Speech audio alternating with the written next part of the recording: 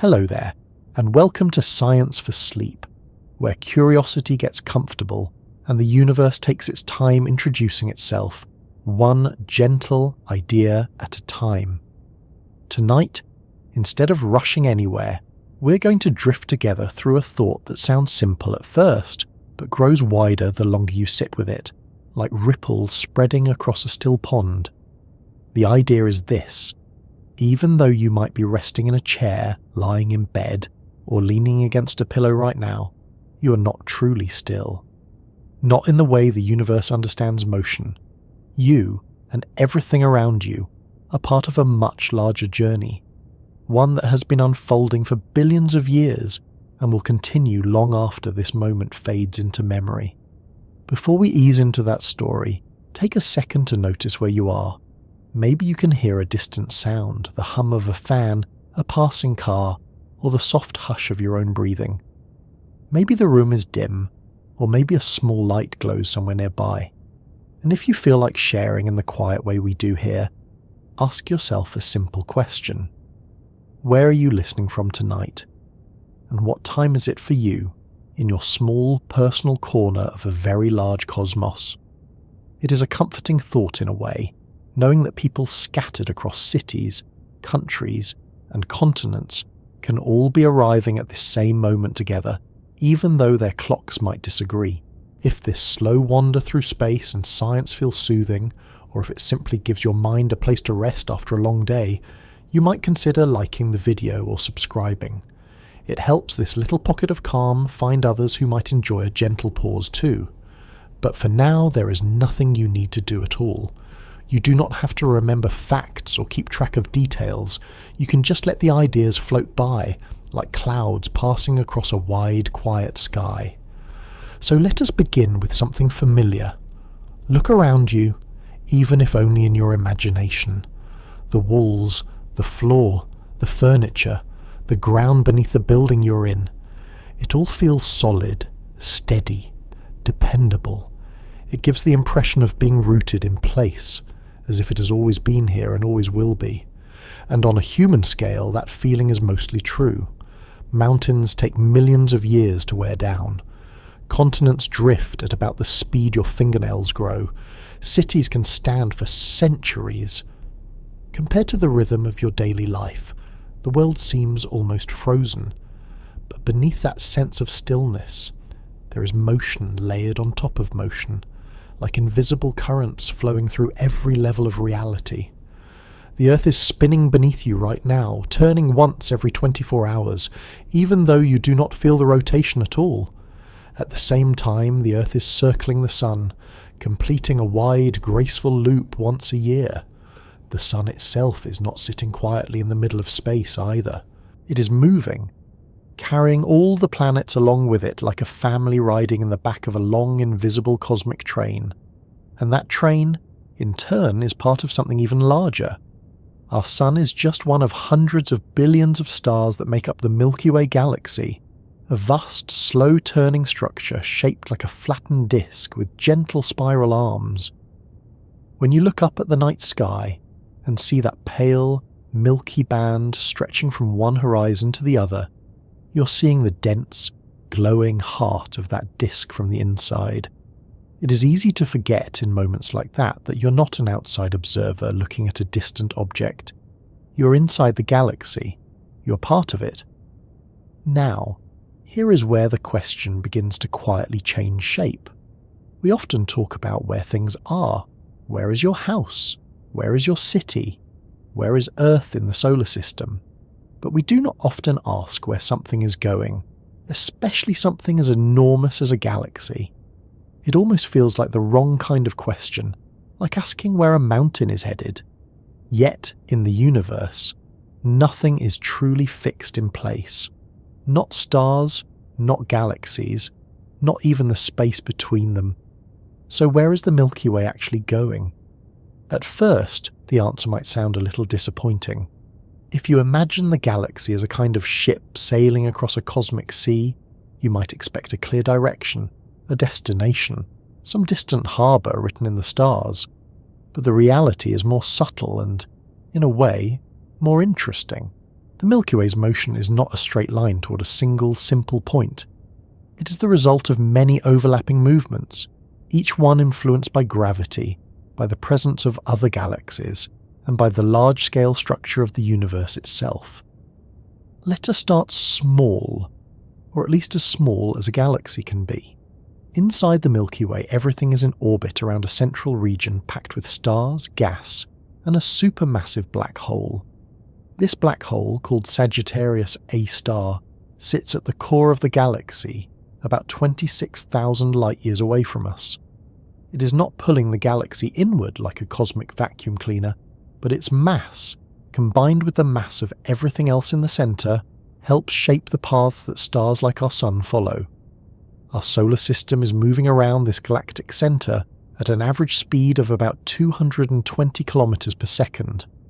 That is fast enough to cross a country in a few seconds, yet so smooth and steady that you never feel a hint of it. At that pace, it takes the Sun about 230 million years to complete a single orbit around the galaxy. Scientists sometimes call this a galactic year. If you think about that for a moment, you might realise that since the Earth formed, the Sun has gone around the Milky Way only about 20 times.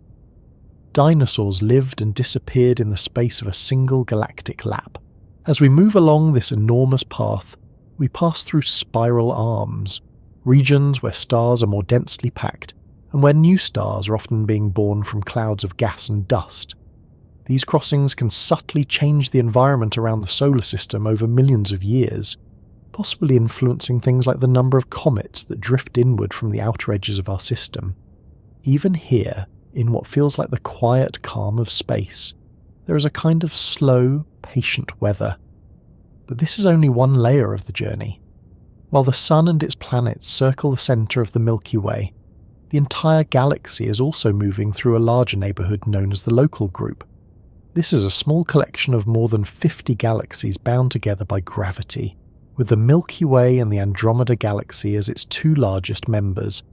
If galaxies were people at a gathering, the local group would be a quiet room where a few dozen guests stand close enough to feel each other's presence, gently shifting positions over time. Within this group, the Milky Way and Andromeda are not standing still relative to each other. They are moving. Slowly, steadily, and with a kind of inevitable patience, they are drifting closer together. Right now, Andromeda is about 2.5 million light-years away, and the two galaxies are approaching each other at a speed of roughly 100 kilometers per second. That sounds fast, but over such an enormous distance, it means the real meeting will not happen for about 4 billion years. It is a strange thing to imagine. The continents on Earth will have rearranged themselves. The Sun will be older and brighter. Human history as we know it will be a thin layer buried deep in the planet's past. And yet, the galaxies will still be following the same slow dance, guided by gravity, inching closer one moment at a time. Now, if we step back even farther, we find that the local group itself is not floating alone in an empty universe. It is part of a much larger structure called the Virgo supercluster, a vast collection of thousands of galaxies spread across more than 100 million light-years. And even that is just one region in an even bigger cosmic web, where galaxies and clusters of galaxies are arranged along long filaments, with enormous voids in between. On this scale, the universe looks less like a random scattering of stars and more like a three-dimensional spider's web made of light and gravity. The Milky Way is a single glowing knot on one of those threads, moving along with everything else in its local region. Astronomers have noticed that many galaxies in our part of the universe seem to be drifting in a similar direction, as if they are being gently pulled towards something massive and distant. This region of gravitational influence is sometimes called the Great Attractor. It is not a single object you could point a telescope at and say, there it is. Instead, it appears to be a concentration of mass, possibly made up of clusters of galaxies and large amounts of dark matter, hidden behind the dense plane of the Milky Way itself. Dark matter is one of those quiet characters in the story of the universe. You cannot see it, you cannot touch it, but you can see what it does. It adds gravity without adding light. It shapes the way galaxies rotate. It helps hold clusters of galaxies together, and on the larger scales, it seems to trace out the invisible scaffolding on which the visible universe is built. So when we say the Milky Way is moving, we are not just talking about a galaxy drifting through empty space. We are talking about a galaxy sliding along a vast unseen landscape, shaped by matter both visible and invisible. It is like walking through a valley in the fog. You cannot see the hills around you, but you can feel the slope beneath your feet. There is another twist to this story, one that makes the whole idea of cosmic direction even more subtle. The universe itself is expanding. This means that, on average, distant galaxies are moving away from each other as space stretches between them. The farther away a galaxy is, the faster it appears to be receding. This is not because they are all flying outward from a single central point, but because the fabric of space itself is growing. Within local groups and clusters, gravity is strong enough to hold galaxies together against this expansion. That is why the Milky Way and Andromeda are moving toward each other instead of being pulled apart. But beyond those scales, the expansion wins, and the universe becomes a vast, ever-widening stage. So if you try to picture where the Milky Way is going in the largest possible sense, you end up with an answer that is less about a destination and more about a pattern. The galaxy is following the flow of gravity within a region of space that is itself being carried along by the expansion of the universe. It is like a leaf in a river that is also slowly flooding its own banks. Through all of this, you remain here, listening, breathing, resting in a moment that feels still and contained. There is something quietly grounding about that contrast. On one hand, you are part of a planet spinning, orbiting, and travelling through layers of cosmic motion. On the other hand, you are here, now, in a room, in a body, in a single slice of time that feels simple and close. You do not need to hold all of these scales in your mind at once. You can let them come and go, like waves. The idea that your galaxy is moving toward a distant, unseen region of mass does not have to be thrilling or dramatic. It can simply be another gentle reminder that the universe is not a static picture, but an ongoing process unfolding quietly in the background of your life. So for now, you can settle into the thought that you are part of something moving, even when you feel at rest. A galaxy in motion, a planet in motion, a body in motion, all layered together in a quiet, steady flow. It can feel almost comforting to imagine the galaxy as a kind of grand, silent painting in the sky. Something fixed and permanent, like a mural stretched across the night. When you step outside on a clear evening and look up, the stars seem to hold their places with quiet confidence. The familiar patterns, the slow curve of the Milky Way's pale band, the steady glow of distant points of light, all of it gives the impression that the universe is a calm and settled place, patiently waiting while we go about our lives below. There is a sense, whether we notice it or not, that the sky is a backdrop, and we are the ones moving through time in front of it. But this feeling, as gentle and natural as it is a kind of illusion built by our own small scale.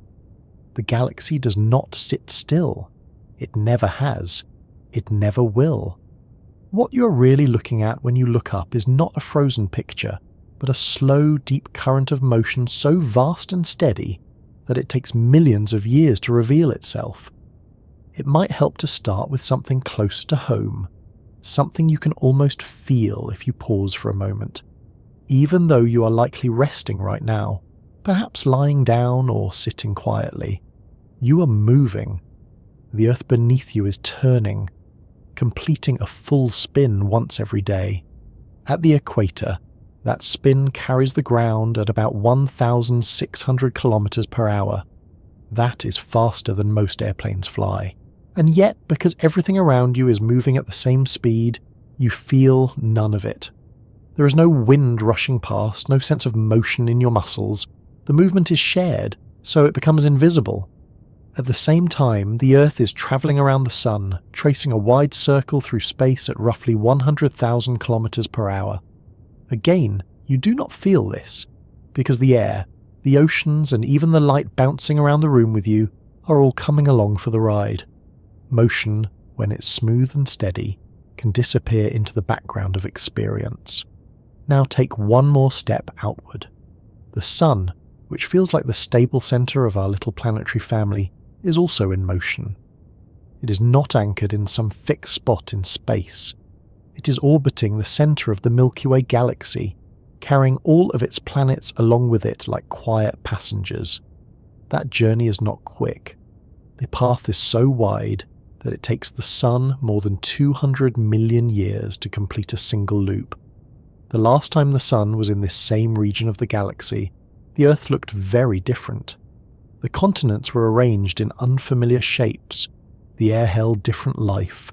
The sky, if anyone had been there to see it, would have felt both familiar and alien at the same time. So when you imagine the Milky Way as still, it might help to picture something else, something you have seen in your own life. Think of a slow, wide river. From the bank, especially if the water is smooth, it can look almost motionless. Reflections of trees and clouds rest on the surface without much distortion. But if you toss in a leaf, you suddenly see the truth. The leaf drifts. Slowly, steadily, it reveals the hidden flow that was there all along. The stars in the galaxy are like that. Each one is a leaf in a vast, rotating current of gravity and motion. They do not rush. They do not tumble. They follow long, patient paths shaped by the combined pull of everything around them. The Milky Way itself is shaped like a flattened disk with a bulging centre, wrapped in sweeping spiral arms. These arms are not solid structures like the arms of a windmill. They are more like regions where stars and gas tend to gather, moving through them as they orbit the centre. A star is not born into a spiral arm and carried along with it forever. Instead, it drifts in and out over time, like a car passing through a patch of traffic on a long highway. From our position inside the galaxy, it can be hard to see this structure clearly. It is like trying to understand the shape of a forest while standing among the trees. You see trunks, branches, leaves, patches of sky, but the overall pattern takes careful study and a kind of mental stepping back. Astronomers have done this by mapping the positions and motions of stars, gas clouds, and other galaxies, slowly building a picture of the Milky Way's form and movement. One of the most striking things they have found is how organised the galaxy's motion is. Stars closer to the centre orbit faster, while those farther out move more slowly. This is a bit like a carousel, where the horses near the middle complete their circles more quickly than the ones near the edge. But there is a twist. The speeds of stars do not drop off in the way you might expect if only visible matter were shaping their motion. Instead, they stay high, even far from the bright star-filled regions. This is one of the clues that led scientists to propose the existence of dark matter, an unseen form of matter that adds gravity without adding light. Dark matter forms a kind of invisible halo around the Milky Way, extending far beyond the glowing disk of stars. It is like a quiet, massive presence that holds the whole structure together, guiding the paths of stars and gas in ways we can measure, even if we cannot see the source directly. When you think about the galaxy's motion, you're not just thinking about the dance of stars you can spot in the sky. You're also thinking about a much larger hidden partner, shaping the rhythm from behind the scenes. This hidden structure helps explain why the Milky Way feels so stable on human timescales. The motions are balanced. Gravity and motion are in a kind of long-term agreement. Stars follow their orbits. Gas clouds drift, collide, and sometimes collapse to form new stars. Supernovae flare and fade, sending waves of energy and material back into the galactic mix. All of this is happening constantly, but spread out over such enormous distances and times that, from your point of view, it blends into a steady, almost timeless background. If you could speed up time, though, the stillness would vanish. Imagine watching the galaxy in fast forward, as if you were playing a very long film on a very short timeline. Stars would trace glowing arcs around the centre. Spiral arms would slowly wind and unwind. Clouds of gas would light up with bursts of new stars, then dim as those stars aged and died. The Milky Way would look less like a painting and more like a living system, always reshaping itself. There is also another layer of motion that is easy to overlook because it does not belong to the galaxy alone. The Milky Way is not isolated in space. It is part of a small collection of galaxies known as the local group. These galaxies are bound together by gravity, drifting around a shared centre of mass. The largest members, the Milky Way and the Andromeda galaxy, dominate this group, and their mutual pull shapes the paths of many smaller galaxies around them. From a distance, you might imagine this group as a kind of slow, gravitational conversation. Galaxies move, respond, adjust their paths, all in response to the combined mass of their neighbours. This motion is not dramatic. There are no sudden turns or sharp changes in direction. It is more like a slow, careful waltz, with steps measured in millions of years. And beyond the local group lies an even larger structure. Clusters of galaxies gather into superclusters, and those superclusters trace out vast filaments across the universe. The Milky Way is one tiny glowing thread in this enormous cosmic fabric. The motion of our galaxy is influenced not just by its own mass and its nearby companions, but by the distribution of matter on scales so large that they challenge the imagination. This brings us back to that quiet question of direction.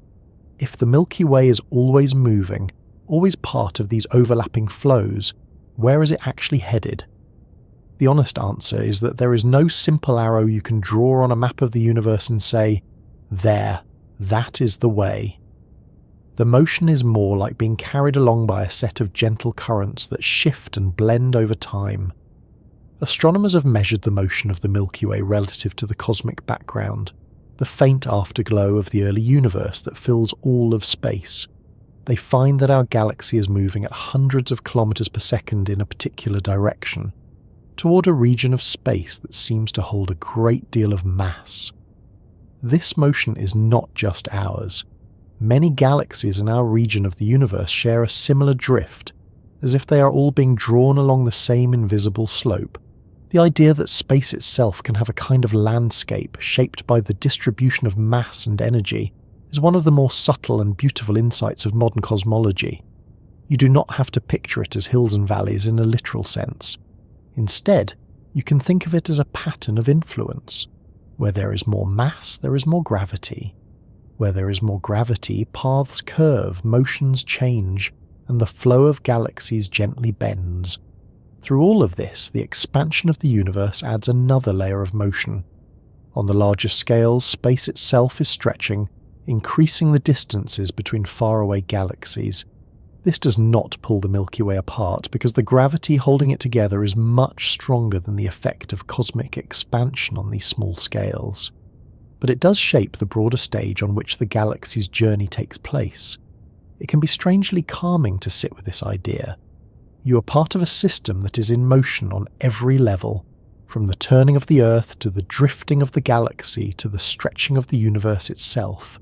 And yet, in your own experience, you can find moments of stillness, a slow breath, a pause between thoughts, the gentle rise and fall of your chest.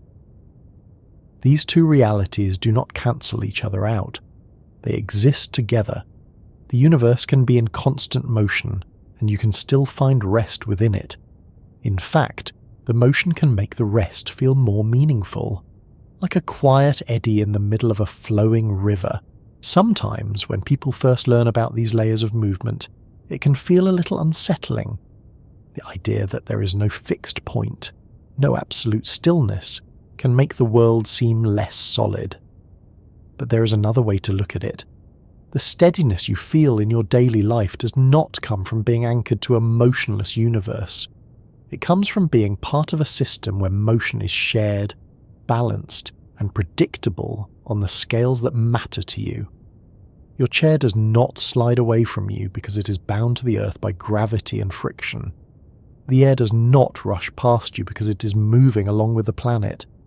The stars do not smear across the sky from one night to the next, because their motion around the galaxy is slow compared to the span of a human life. Stability, in this sense, is not the absence of motion. It is the harmony of motion. Even the night sky, which feels so constant, is slowly changing. Over thousands of years, the patterns of stars shift as they follow their own paths through the galaxy. The North Star will not always be the North Star. The constellations our ancestors named will slowly stretch and distort. If you could visit the Earth 100,000 years from now, the sky would feel both familiar and unfamiliar, like a song played with slightly different notes. All of this change, all of this motion, unfolds without any need for attention or awareness. The galaxy does not know it is moving. The stars do not care about their orbits. The dark matter halo does not announce its presence. These are patterns that exist simply because of the way the universe is structured. And here you are, a small, aware part of that structure, able to think about it, to imagine it, to let it drift through your mind as you rest. There is something quietly remarkable about that. The universe, through you, is able to notice itself, even if only for a moment. The Milky Way's apparent stillness is a kind of gift of scale. It moves, but it moves slowly enough that you can find a sense of calm beneath the vast ongoing flow. The galaxy carries you along, quietly, steadily, without asking anything of you in return. There is a quiet kind of strangeness in realizing that you're not simply looking at the galaxy from a distance. The way you might look at a picture in a book or a glowing image on a screen, you're inside it. You are part of the Milky Way in the most literal sense. Every breath you take, every thought you think, every small movement of your body is happening within a vast rotating system of stars, gas, dust, and gravity that stretches across 100,000 light years. It is not a place you visit. It is a place you belong to, even if you rarely have a reason to think about it. When people imagine a galaxy, they often picture something seen from the outside, a graceful spiral floating against a black background, arms curling outward like a cosmic pinwheel. That view is beautiful, but it is not the one you live in. Your view is more like standing in the middle of a slow, glowing snowfall, where every direction is filled with distant lights, some bright and close, others faint and unimaginably far away. There is no clear edge, no obvious centre, just layers of depth, one behind another, fading gently into the dark. From this position, motion becomes something subtle. You cannot see the galaxy turning the way you can see a clock's hands move. There is no daily sign that the Milky Way has shifted at all. The change is too slow, too smooth, too patient for human senses to catch. But that does not mean it is not happening. It simply means that you're moving along with it, like a person sitting on a train so steady that the passing countryside feels like the only thing in motion. To get a sense of what that means, it helps to think about how many different journeys are layered on top of each other in this single moment. The Earth is turning beneath you, carrying your location through night and day. The Earth is orbiting the Sun, tracing a wide, tilted loop through space that gives you seasons and years. The Sun is orbiting the centre of the galaxy, moving through a slow, majestic path that takes hundreds of millions of years to complete. And the galaxy itself is moving through a larger cosmic neighbourhood, shaped by the gravity of other galaxies and the structure of the universe at large. You're not just drifting in one direction. You're part of a stack of motions, each one nested inside another, like a set of invisible gears turning together. And yet, from the inside, it all feels still enough that you can rest, close your eyes, and let your breathing slow without any sense that you're being carried through space at extraordinary speeds. One way to make this more tangible is to imagine floating on the surface of a very wide, very slow-moving ocean. The water is carrying you somewhere, but the waves are gentle. The horizon looks the same in every direction. The sky above you is steady. If you did not have a marker on the shore to measure against, you might never notice that you're drifting at all. The galaxy is like that ocean, and the stars are like points of light on the water, moving together in a pattern too large to grasp all at once. Inside the Milky Way, the space between stars is far greater than the stars themselves. If you could shrink the sun down to the size of a grain of sand, the nearest star would be kilometers away. The galaxy is mostly emptiness, not in the sense of nothingness, but in the sense of vast, quiet stretches where gravity is the main presence, guiding paths rather than filling space with solid matter.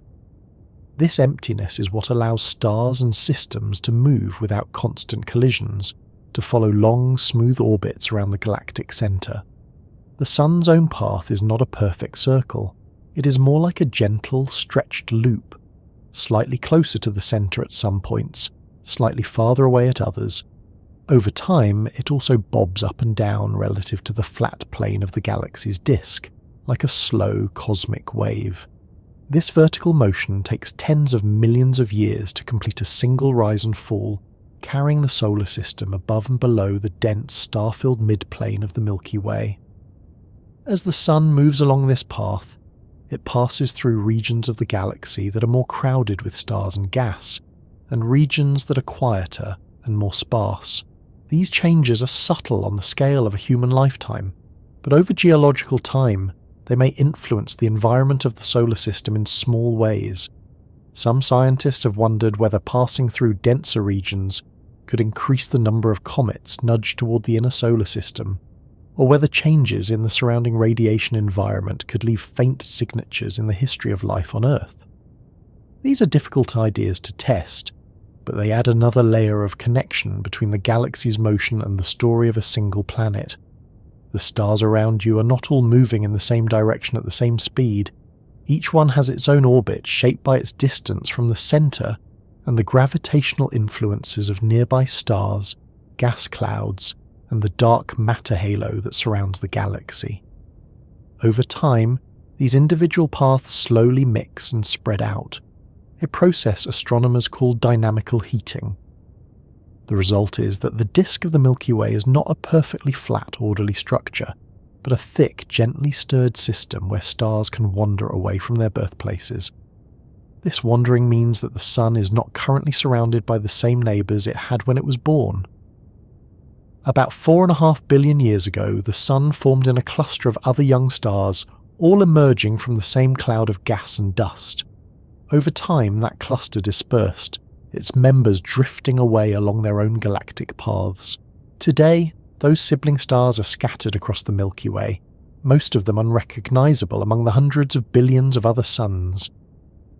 The neighbourhood you see now is a temporary arrangement, a moment in a long, slow reshuffling of cosmic addresses.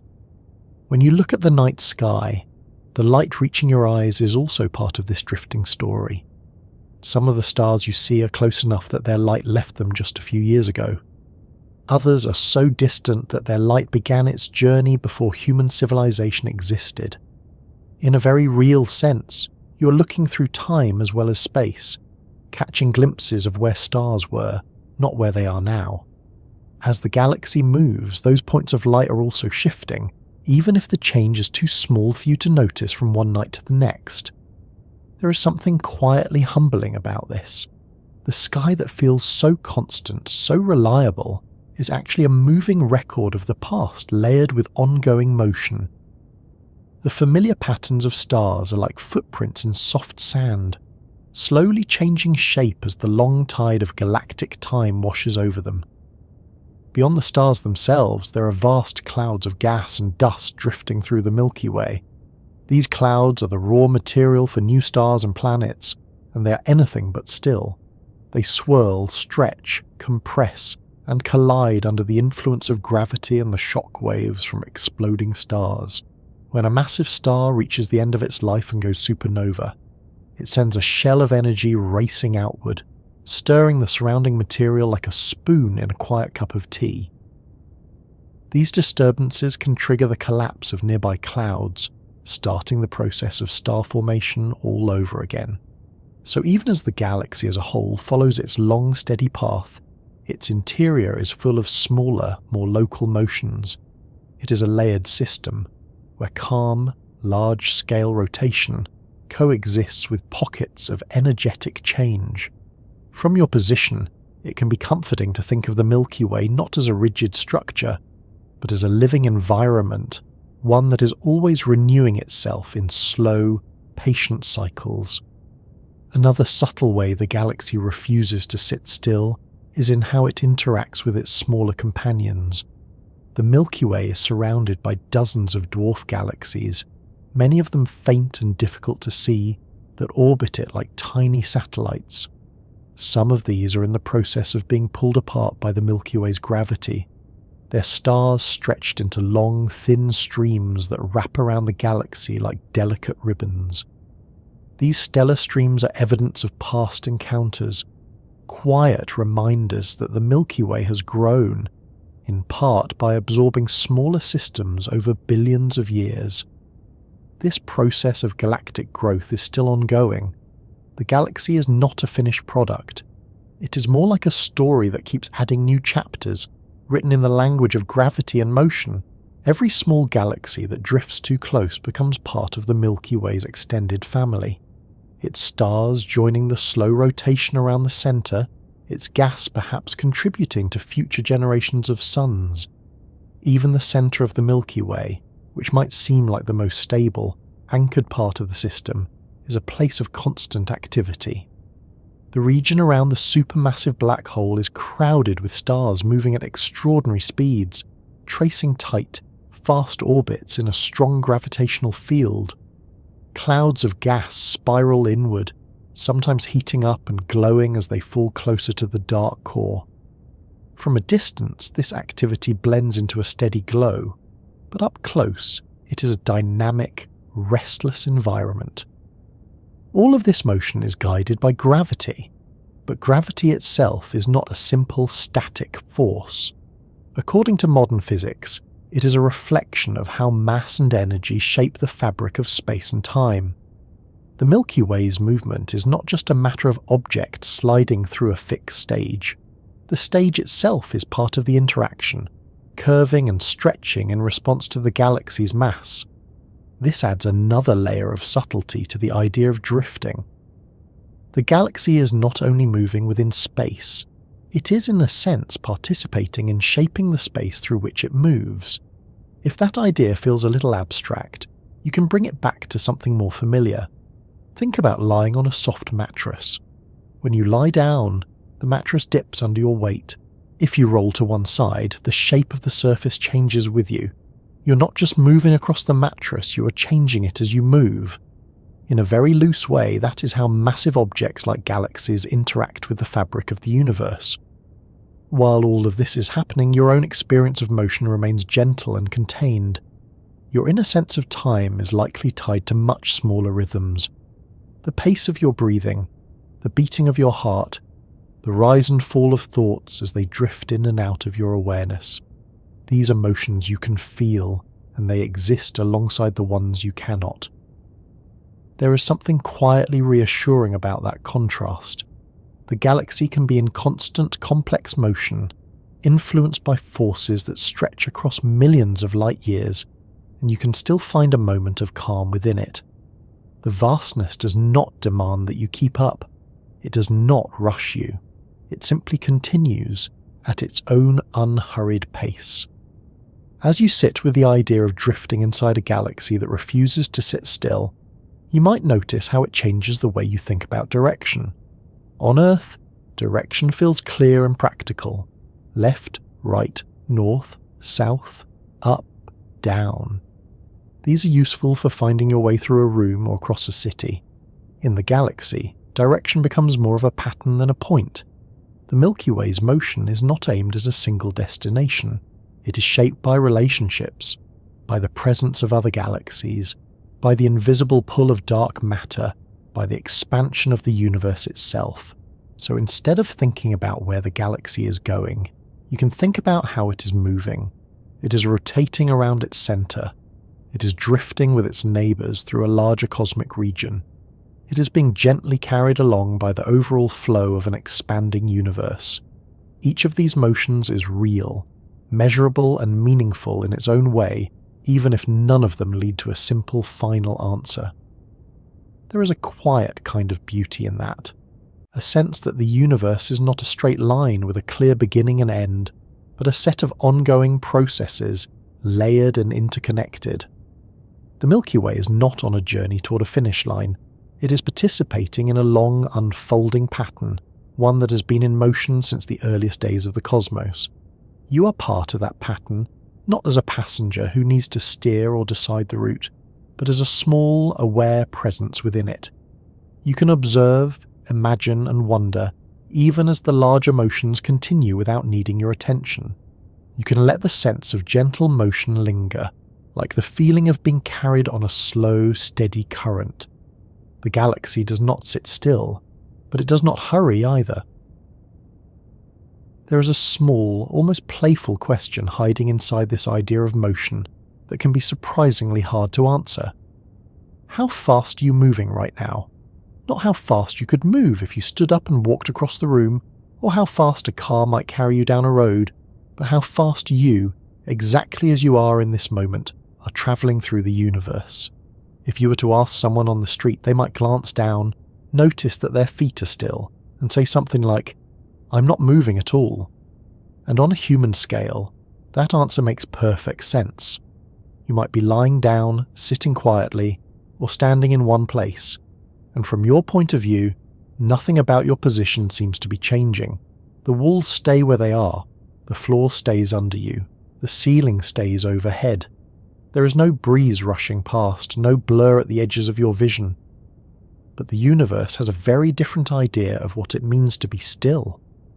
To begin unravelling this, it helps to think about motion the way physicists do. Motion is always relative. That means you have to ask, moving compared to what? If you're sitting in a train that is gliding smoothly along a track and you look at the person in the seat across from you, they appear perfectly still. But if someone is standing on the platform outside, they see you and the train rushing past. Neither of you is wrong. You're just using different reference points.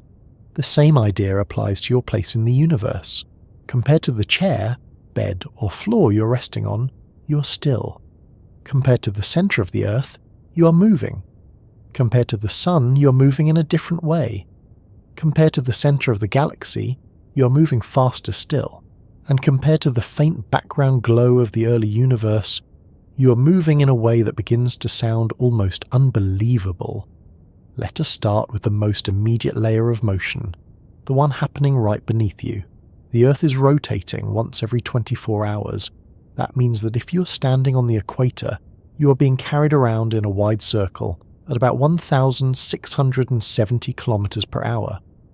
That is roughly the speed of a jet airplane. If you're closer to the poles, your speed is lower because the circle you're travelling in is smaller, but you're still moving at hundreds of kilometers per hour. You do not feel this because everything around you is moving with you. The air, the buildings, the trees, even the oceans are all part of the same spinning system. There is no sudden acceleration, no change in speed, so your body has nothing to react to. Motion at a constant velocity, when it's shared by everything in your immediate environment, becomes almost impossible to detect without careful measurement. On top of that daily spin, the Earth is also orbiting the Sun. This is a much larger loop and it comes with a much higher speed. The Earth travels around the Sun at about 107,000 kilometers per hour. That is fast enough to go around the Earth almost 3 times in a single hour. And again, you feel none of it. The planet carries you along so smoothly that, from your point of view, the Sun appears to be the one moving, rising and setting each day. So already, just by being on this planet, you are moving at a combined speed that can easily exceed 100,000 kilometers per hour, depending on how you add these motions together. But the story does not stop there. The Sun itself is not a stationary anchor in space. It is moving around the centre of the Milky Way galaxy. This orbit is much larger and slower to complete, but the speed involved is still enormous. The Sun, along with all of its planets, including the Earth and you, is travelling at about 220 kilometers per second. That is nearly 800,000 kilometers per hour. To put that in a more familiar frame, at that speed, you could travel from the Earth to the Moon in less than half an hour. You could circle the Earth about 20 times in a single hour, and yet, here you are, perhaps feeling perfectly at rest, maybe even drifting towards sleep. This motion around the galaxy is steady and predictable. The Sun follows a long, graceful path around the galactic centre, one that takes roughly 230 million years to complete. This is sometimes called a galactic year. In the entire history of complex life on Earth, the Sun has not even completed a full lap. Dinosaurs appeared and disappeared within a fraction of this immense cycle. Now let us step back even farther. The Milky Way galaxy is not alone. It is part of a small collection of galaxies known as the local group. Within this group, galaxies move relative to each other under the influence of gravity. The Milky Way and its largest neighbour, the Andromeda galaxy, are slowly drifting toward each other at a speed of about 100 kilometers per second. This is another layer of motion, another gentle but powerful current carrying everything along. And beyond that, there is the motion of the local group itself through the larger structure of the universe.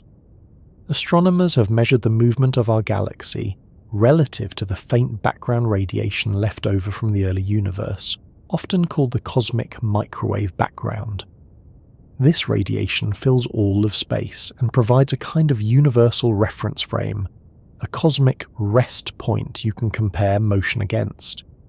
When scientists look at this background, they find that the Milky Way, along with its neighbours, is moving at about 600 kilometers per second in a particular direction. That is more than 2 million kilometers per hour. This motion is thought to be caused by the gravitational pull of massive structures in our region of the universe, including clusters of galaxies and concentrations of dark matter.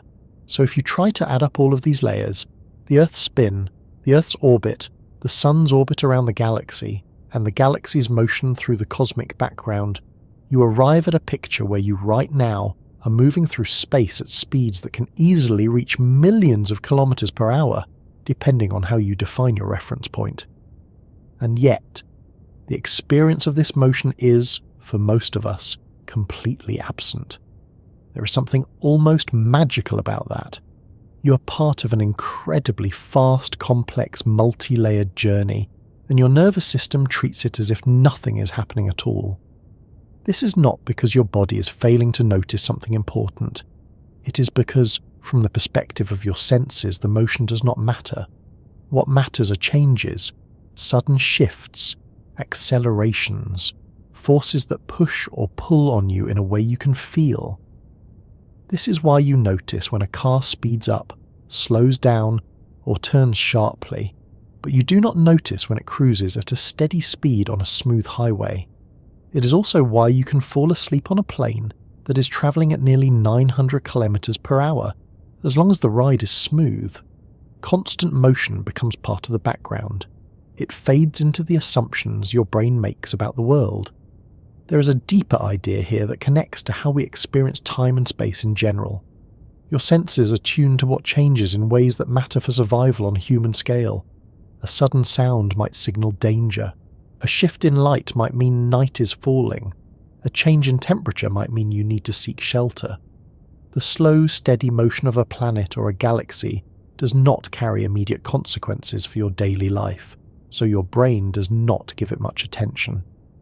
But if you pause and think about it, the fact that you can ignore such enormous speeds is a kind of quiet triumph of stability.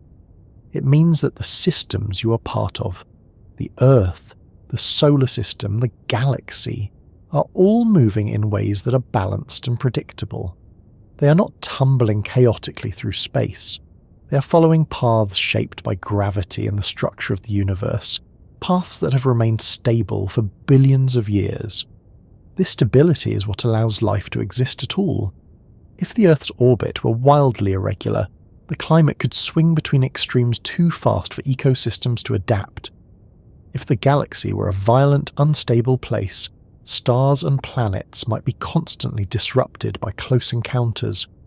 The calm, steady motion you do not notice is, in a very real sense, a foundation for the quiet moments you can enjoy now. There is another way to think about speed that makes it feel less abstract. Instead of focusing on kilometers per hour, you can think in terms of distance travelled over time. In the time it takes you to listen to this section, the Earth will have carried you tens of thousands of kilometers along its orbit around the Sun. The Sun will have carried you millions of kilometers along its path around the galaxy. The galaxy will have carried you even farther through the larger cosmic landscape. You do not leave a visible trail behind you in space, but if you could somehow mark your position at the start of this moment and compare it to your position at the end, the separation would be vast.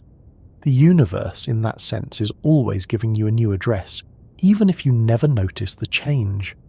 This idea can feel a little disorienting at first. We're used to thinking of ourselves as being in a fixed place, with the world moving around us in small, manageable ways. But on a cosmic scale, there is no single, permanent here.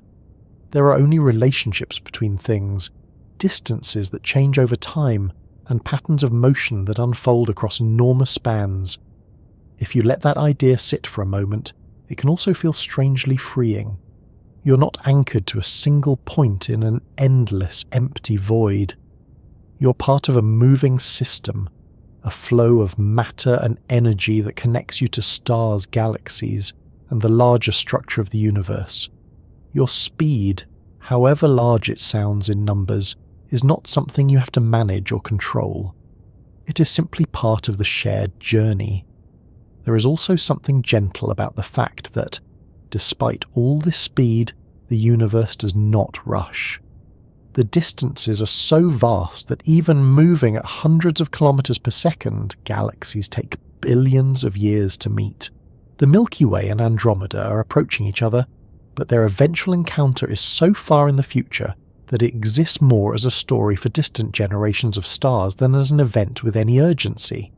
Speed, in this context, becomes a relative, almost poetic concept, even if we are avoiding poetic language. Fast and slow lose their everyday meaning when you stretch them across cosmic scales. A process that seems unimaginably slow to a human, like the rotation of a galaxy, can be described as incredibly fast when you measure the kilometers covered in a second. The same motion can be both at once, depending on how you choose to look at it. Your own body is a small reflection of this. The atoms inside you are in constant motion. Electrons move around nuclei. Molecules vibrate. Chemical reactions happen every second in every cell. And yet, you experience yourself as a solid, stable whole. Motion and stillness coexist at different levels of the same system. The same is true for the galaxy. It is full of movement, from the smallest scales of particles and fields to the larger scales of stars and dark matter. But from the inside, from the perspective of a single point within it, it can feel like a quiet, steady home. Sometimes people find comfort in the idea of standing still, of being grounded, of having a fixed place in the world. Learning about cosmic motion does not have to take that away. You can still be grounded in your body, in your breath, in the room you are in. The fact that all of it is moving together does not make it any less real or any less present. In fact, it can make the present moment feel more vivid. This moment, right now, is unique in a very literal sense. You will never occupy this exact position in space and time again. The universe is constantly shifting, and you are shifting with it. Every second is a new combination of location, motion, and experience that will never be repeated in exactly the same way. You do not have to treat that as something dramatic or heavy. It can simply be a quiet observation, like noticing that the light in the room has changed slightly as the day moves on, or that the sound of the world outside has softened. It is just another layer of the ongoing flow you are part of. There are more questions waiting gently ahead. How does all this motion shape the future of the Milky Way? What happens when galaxies that have been drifting for billions of years finally come close enough to truly interact? How will the sky itself change as these long journeys continue? There is something almost tender about the way the sun holds its place in our daily lives, It rises, it sets, it warms the ground, it lights the sky, and for most of human history, that has been the full extent of our relationship with it. The sun feels like a constant, a dependable presence that defines day and night, seasons and years, growth and rest. It is easy to think of it as the centre of our world, because in so many practical ways it is. But beyond the familiar rhythm of mornings and evenings, the sun is also a traveller. It is not anchored in some fixed point of space, shining from a permanent pedestal in the universe. It is moving quietly and steadily along a long, graceful path around something far more distant and far less visible. This something is the heart of the Milky Way galaxy, a region so packed with stars, gas and gravity that it shapes the motion of everything in its vast domain. From where you are, it might feel almost impossible to connect the gentle warmth of sunlight on your skin with a supermassive black hole tens of thousands of light years away. Those two ideas seem to belong to completely different worlds, one close and human, the other distant and abstract. And yet, they are part of the same system. The sun's quiet orbit around the galactic centre is one of the deepest, slowest, and most enduring motions that shapes the story of our place in the universe. To begin to picture this, it helps to imagine the Milky Way not as a flat image, but as a three-dimensional structure. It is shaped like a thick, flattened disk, with a rounded bulge in the middle and faint extended arms spiralling outward. The centre of this structure is a crowded, energetic region, home to dense clusters of stars, swirling clouds of gas, and a supermassive black hole with a mass millions of times greater than the Sun's. This black hole, known as Sagittarius A star, does not dominate the galaxy in the way popular images sometimes suggest. It is not a cosmic vacuum cleaner pulling in everything around it. Instead, it is part of a much larger mass distribution. The combined gravity of billions of stars, vast clouds of gas, and an enormous halo of dark matter creates a gravitational landscape that guides the motion of the Sun and every other star in the galaxy. The Sun's path around this centre is often compared to a planet orbiting a star, but the comparison only goes so far. The distances involved are far greater, the timescales far longer, and the environment far more complex. The Sun is not following a simple, neat circle. Its orbit is more like a stretched, slightly wobbly loop, shaped by the uneven distribution of mass in the galaxy, and the subtle gravitational nudges of nearby stars and clouds. Right now, the Sun is located about 26,000 light-years from the galactic centre.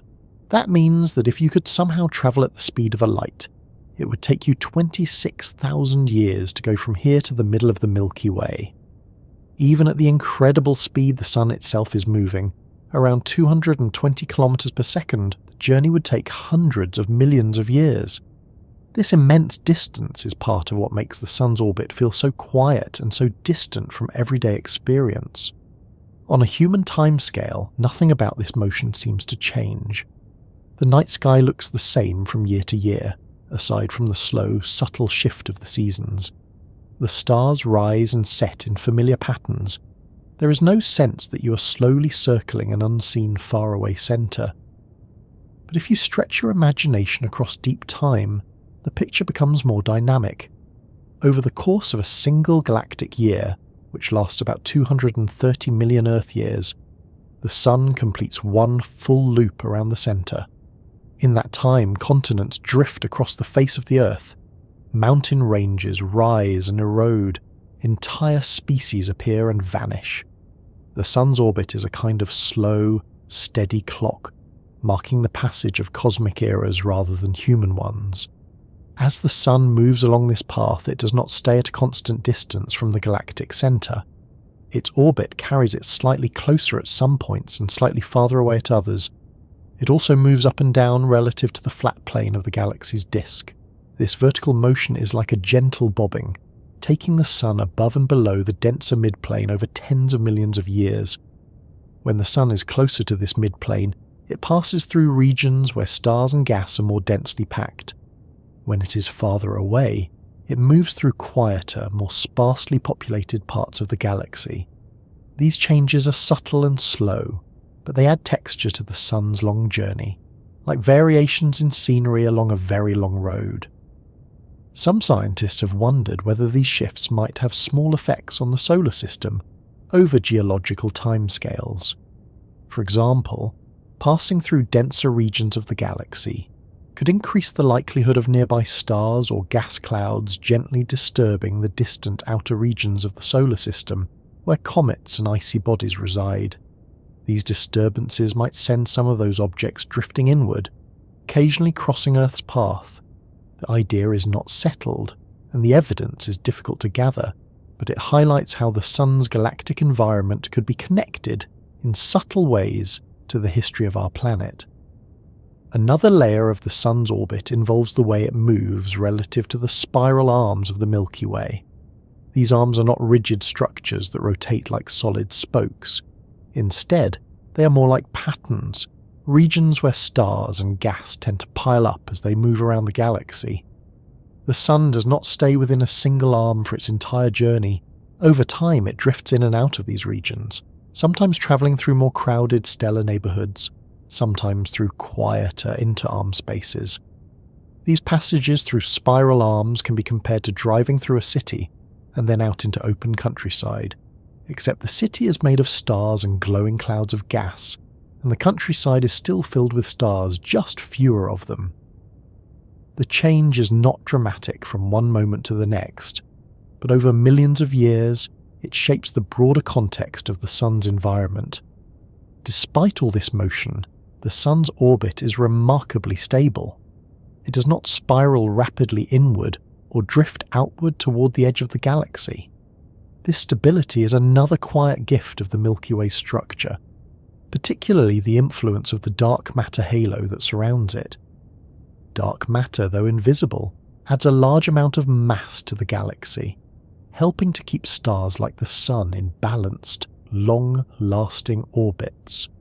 Without this unseen component, the galaxy might not hold together as well as it does. Stars in the outer regions would move too fast and could drift away into intergalactic space. The Sun's quiet, enduring path around the centre is, in part, a result of this hidden scaffolding that shapes the galaxy from the inside out. If you think about it, there is something deeply peaceful about this idea. The Sun, which feels so central and important in daily life, is itself part of a much larger system that does not single it out in any special way. It is one star among hundreds of billions, following a path shaped by the combined influence of everything else in the galaxy. There is no spotlight, no privileged position, just a shared participation in a vast, slow dance. This perspective can make the Sun feel smaller, but it can also make it feel more connected. The same gravitational forces that guide its orbit also guide the motion of distant stars you will never see, of clouds of gas that may one day form new suns, of galaxies far beyond the Milky Way. The warmth you feel from sunlight is part of a chain of processes that extends all the way to the centre of the galaxy and beyond. It is also worth remembering that the Sun has not always followed this exact path, and it will not always do so in the future. Over billions of years, the galaxy itself changes. It grows by absorbing smaller galaxies. Its structure shifts as stars move, as gas is used up and replenished, as dark matter continues to shape its form. The Sun's orbit is influenced by these long-term changes, even if the effects are too subtle to notice over the span of a human life. In the distant future, the Milky Way is expected to have a close encounter with its largest neighbour, the Andromeda galaxy. When that happens, the structure of both galaxies will be dramatically altered. Stars will be flung into new orbits, gas clouds will collide and form bursts of new stars, the central regions will merge, creating a larger combined galaxy. Through all of this, the Sun, if it is still shining at that time, will find itself on a new path, guided by a new gravitational landscape. Its quiet orbit around the current galactic heart will become part of a much larger, more complex motion around a newly formed centre. But that story lies billions of years ahead. For now, the Sun continues its steady journey, completing just a tiny fraction of its galactic orbit in the time it takes for human civilizations to rise and fall. This difference in timescale can be difficult to wrap your mind around, but it also offers a kind of comfort. The rhythms of the galaxy are so slow and so stable that they provide a deep, enduring background for the much faster rhythms of life on Earth. You might notice how different this is from the way we usually think about the Sun. In daily life, the Sun feels like a marker of time. It tells you when to wake up and when to rest. It defines seasons and schedules. It is the clock in the sky. But on a cosmic scale, the Sun is also keeping time in a very different way, measuring out hundreds of millions of years with each slow loop around the galactic center. These two clocks, the daily and the galactic, tick together without ever really intersecting. You can live your entire life, and many lifetimes could follow, without the Sun completing even a small fraction of its orbit. And yet, both rhythms are part of the same, larger flow of time and motion that shapes everything. There is another quiet detail that adds depth to this picture. The Sun's orbit is not perfectly smooth. It is influenced by the gravitational pull of nearby stars and clouds of gas.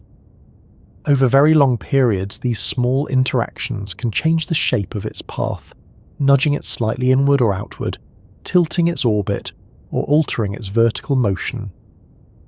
These changes are tiny and gradual, but they remind us that even on the grandest scales, the universe is not perfectly orderly. It is full of gentle interactions, small adjustments, and ongoing evolution. This makes the Sun's journey feel less like a rigid mechanical process and more like a long shared experience. It is not alone in its motion. Every star in the galaxy is following its own path, and together they create a complex shifting pattern that is never exactly the same from one moment to the next. When you step back and think about this, it can change the way you see the sunlight that falls through a window or warms your face on a clear day.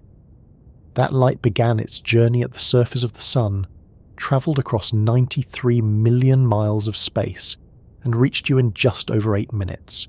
But the Sun itself is in the middle of a much longer journey, one that began billions of years ago when it formed from a cloud of gas and dust, and that will continue for billions of years more. In a sense, every ray of sunlight carries with it a piece of that larger story. It is not just energy from a star. It is a moment in the ongoing motion of a galaxy, delivered to a small living world that happens to be passing by at the right distance and the right time. This connection does not have to feel heavy or overwhelming. It can be simple and quiet. You can let it be a gentle background thought, like the idea that the ground beneath you is part of a planet that is part of a system, that is part of a galaxy, that is part of a universe. As you rest with this image of the Sun's quiet orbit around a distant galactic heart, you might notice how it mirrors something in your own experience. You too have routines and paths you follow, daily, yearly, over the course of your life. Most of the time, you do not think about them. You simply move through them, guided by habits, needs, and circumstances. But if you pause and look back, you can see the long arc of where you have been and how you have changed. The Sun's journey is like that, stretched out over a scale so large that it becomes almost abstract. But the underlying idea is the same. Motion does not have to be fast or dramatic to be meaningful. It can be slow, steady, and quiet, shaping the context of everything else without ever demanding attention. Somewhere between the idea of a solid, dependable sky and the reality of a restless, moving universe, there is a thought that can feel both simple and slightly unsettling at the same time. The Milky Way, vast and luminous as it is not standing still in a quiet, empty expanse. It is falling. Not in a dramatic, plummeting sense, like an object dropped from a height, but in the gentle, continuous way that everything with mass falls when gravity is at work. To make sense of that, it helps to start with a familiar image. Picture tossing a stone into the air. It rises, slows, and then comes back down, pulled by the Earth's gravity. That is falling in the most obvious form. Now imagine throwing that stone so fast sideways that as it falls, the ground curves away beneath it. Instead of hitting the Earth, it keeps missing it, circling around and around. That, in a simplified way, is what an orbit is. It is falling, but constantly moving forward, so it never reaches the thing it is falling toward. The Milky Way's journey through space follows this same basic principle, just on a scale so large that the usual words start to feel a little stretched. The galaxy is moving forward, but it is also being pulled by the gravity of everything around it. The result is a long, graceful path shaped by invisible forces, a kind of cosmic glide that never truly comes to rest. When people first hear the idea that the galaxy is falling, they sometimes imagine a single, massive object exerting a pull like a giant magnet in the darkness. The reality is more subtle and more spread out. Gravity does not usually come from one source alone. It comes from the combined influence of all the matter in a region of space, visible and invisible near and far. In our part of the universe, the Milky Way is surrounded by other galaxies, groups and clusters, all arranged in a vast three-dimensional pattern. These structures are not scattered randomly. They trace out long filaments and dense knots, with enormous, relatively empty regions in between. This pattern is often called the cosmic web, and it is shaped largely by dark matter, the unseen form of matter that makes up most of the universe's mass. Dark matter does not emit light, so you cannot see it directly, but you can see what it does. It bends the paths of galaxies. It shapes the motion of stars within galaxies. It holds clusters of galaxies together. On the largest scales, it acts like a hidden framework, guiding how visible matter gathers and moves. The Milky Way is embedded in this framework. It is not floating freely in an empty void. It is part of a region where the distribution of mass creates a kind of gravitational slope. Just as water flows downhill, galaxies tend to move toward regions of higher mass. This movement is not fast or dramatic. It is slow, steady, and spread out over millions and billions of years. But over those timescales, it shapes the large-scale motion of everything. One of the most intriguing features in our cosmic neighbourhood is a region often referred to as the Great Attractor. This is not a single object, but a general area of space where a large amount of mass seems to be concentrated.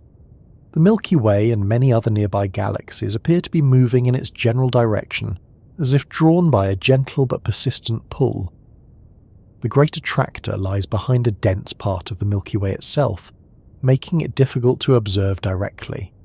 The dust and stars in our own galaxy block much of the view, like a thick fog obscuring a distant landscape. But by studying the motions of galaxies around us, astronomers can infer that something massive lies in that direction, shaping the flow of our local region of the universe. This idea of falling, then, is not about a single destination. It is about responding to a landscape of gravity that stretches across enormous distances. The Milky Way's path is shaped by the combined influence of nearby galaxies, distant clusters, and the vast, unseen presence of dark matter. There is another layer to this story that adds even more depth. The universe itself is expanding. Space is stretching, carrying distant galaxies away from each other over time. On very large scales, this expansion dominates the motion of galaxies, making them recede from one another as if the fabric of the universe was slowly inflating. But within regions like the local group where the Milky Way resides, gravity is strong enough to overcome this expansion. Here, galaxies can still move toward each other, still fall together, still form bound systems. The Milky Way and the Andromeda galaxy are a perfect example. Despite the overall expansion of the universe, these two galaxies are on a slow collision course, drawn together by their mutual gravitational pull. So when you think about the Milky Way falling through space, you can imagine two broad tendencies at work at the same time. On the larger scale, space itself is stretching, encouraging everything to drift apart. On smaller, but still enormous scales, gravity is pulling matter together, creating clusters, groups, and filaments. The Milky Way's motion is the result of finding a balance between these two influences, a kind of cosmic compromise written in the language of physics. This balance creates a gentle, ongoing flow. The galaxy moves, not because it was launched in some ancient cosmic event and has been coasting ever since, but because it is continuously responding to the gravitational environment around it. Every nearby galaxy, every distant cluster, every concentration of dark matter adds its own tiny influence to the overall picture, too. If you could step far enough away from the Milky Way to see its motion in context, you would not see a straight line. You would see a curved, complex path, shaped by the distribution of mass across a vast region of space. It would look less like an arrow pointing toward a target, and more like a river winding through a broad, shallow valley. The idea of falling can also be connected to a deeper way of thinking about gravity itself. In modern physics, gravity is not just a force that pulls things together across empty space. It is a reflection of how mass and energy shape the geometry of space and time. Massive objects create a kind of curvature in the fabric of the universe, and other objects follow the paths laid out by that curvature. From this perspective, the Milky Way is not so much being pulled through space as it is following the shape of space itself. It is moving along a path defined by the way the universe is curved in its region. Falling, in this sense, becomes a matter of following the natural contours of a cosmic landscape. If that sounds a little abstract, you can bring it back to something more tangible. Think about walking across a gently sloped field. You might not notice the slope at first, especially if it is very shallow, but if you let go of a ball, it will slowly roll in a particular direction, revealing the shape of the ground beneath your feet. The Milky Way is like that ball, and the field is the gravitational landscape created by the mass of the universe. There is a quiet elegance to this image. The galaxy's motion does not require engines, propulsion, or effort. It is simply following the structure of the universe, responding to the presence of everything else.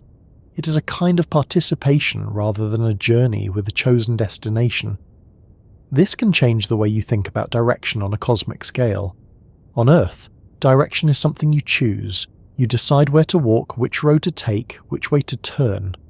For a galaxy, direction is something that emerges from its environment.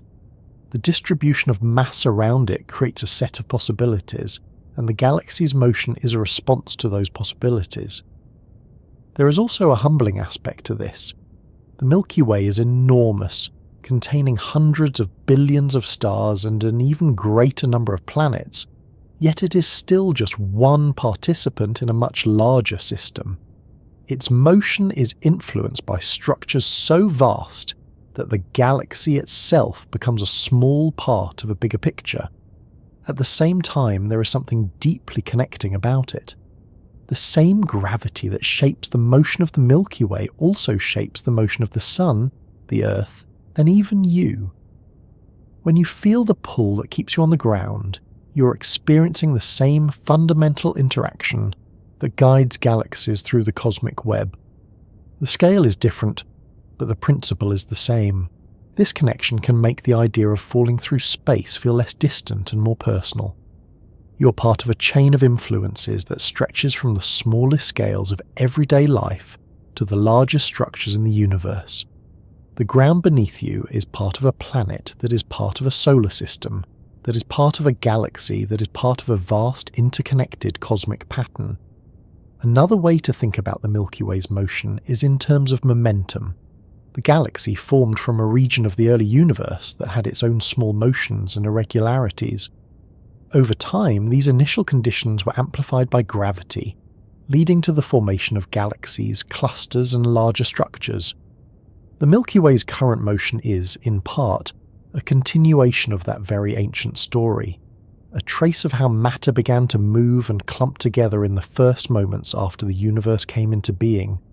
So when you imagine the galaxy falling, you can also imagine it carrying with it a memory of the universe's beginnings. Its path through space is not just a response to what exists now, but also a reflection of how everything started, of the tiny differences in density and motion that grew into the rich, complex structure we see today. There is a gentle, almost poetic quality to that, even if we avoid poetic language. The idea that the present motion of a galaxy can be linked through a chain of cause and effect to the earliest moments of time gives a sense of continuity that stretches across billions of years. As you sit with this, you might notice how different this is from the way motion usually feels in daily life. When you move, it often feels like an action, something you choose or initiate. You stand up, you walk, you reach for something. The Milky Way's motion is not like that. It is not a choice. It is a condition. It is part of what it means to exist in a universe shaped by gravity and expansion. This difference can make the galaxy's journey feel more like a background process than an event. It is always happening, but it does not announce itself. It does not demand attention. It simply continues, steady and persistent, like the slow growth of a tree or the gradual shifting of a shoreline. There is also something calming about the pace of it. Even though the speeds involved are enormous when measured in kilometers per second, the changes that matter on a human or even planetary scale are incredibly slow. The Milky Way will not suddenly change direction. It will not abruptly fall into a nearby cluster. Its path is shaped by a balance of forces that evolve over timescales far longer than any individual life. This slow, steady quality can make it easier to hold the idea without feeling overwhelmed. You do not have to imagine a dramatic plunge through space. You can imagine a gentle, continuous drift, guided by a landscape of gravity that stretches across the universe. As the galaxy moves, it carries everything within it along the same path. The sun, the planets, the Earth, and you are all part of this shared motion. There is no sense in which you're being left behind or carried ahead. You're simply part of the same flow, experiencing it from a very small, very local point of view. This shared journey can add a quiet layer of connection to the way you think about your place in the universe. You're not a separate observer watching galaxies move from a distance. You're embedded in one, carried along by the same forces that shape its path. The Milky Way moves because it exists in a universe where nothing is truly isolated, where every piece of matter, no matter how small or large, contributes to the overall pattern. Hidden beneath the glow of stars and the soft haze of distant nebulae, there is a presence that never shows itself directly, yet quietly shapes almost everything the galaxy does. You cannot point to it in the sky. You cannot photograph it with even the most powerful telescope. You cannot feel it in the way you feel the warmth of sunlight or the coolness of night air. And yet, without it, the Milky Way would not look the way it does. It might not even hold together at all. This unseen presence is what scientists call dark matter. And when we talk about the Milky Way following an invisible pull, this is what we mean. The galaxy is not just guided by the gravity of the stars you can see and the clouds of gas that glow in colourful images. It is also guided by a vast, silent structure made of something that does not shine, does not absorb light, and does not interact with ordinary matter in any obvious way except through gravity. To understand why this matters, it helps to return for a moment to something simple and familiar. Imagine standing in a dark room with a single candle. The light from the candle lets you see a small area around you. You can make out the walls, the floor, maybe a piece of furniture nearby, but beyond that pool of light, the rest of the room still exists, even though you cannot see it.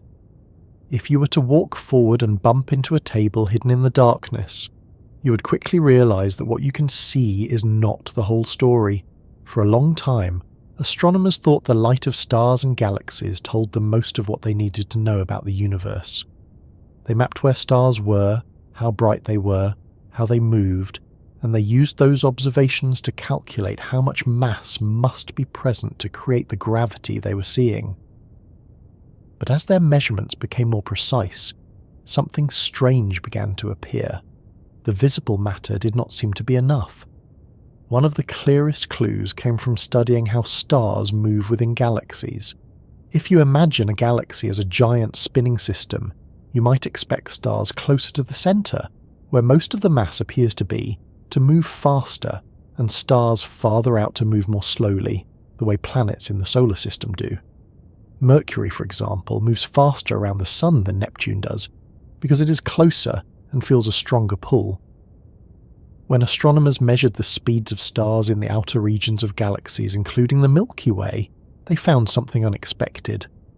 The stars far from the centre were moving just as fast as those much closer in. In some cases, they were moving so fast that, based on the amount of visible matter alone, they should have been flung out into intergalactic space. The fact that they were not flying away suggested that there was more mass present than anyone could see. Something was providing extra gravity, holding the galaxy together like an invisible net. This is where dark matter enters the picture. The idea is that galaxies, including the Milky Way, are embedded in huge, roughly spherical halos of this unseen matter. These halos extend far beyond the visible disk of stars and gas, sometimes several times farther than the galaxy's bright edge. The mass of this halo dominates the galaxy's total mass, outweighing all the stars, planets, and clouds combined. If you could somehow see dark matter, the Milky Way would look very different.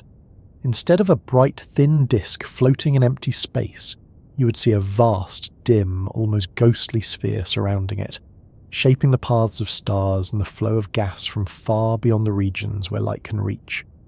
The Sun, as it moves around the galactic centre, is not just orbiting the visible bulge of stars in the central black hole, it is also moving within this dark matter halo.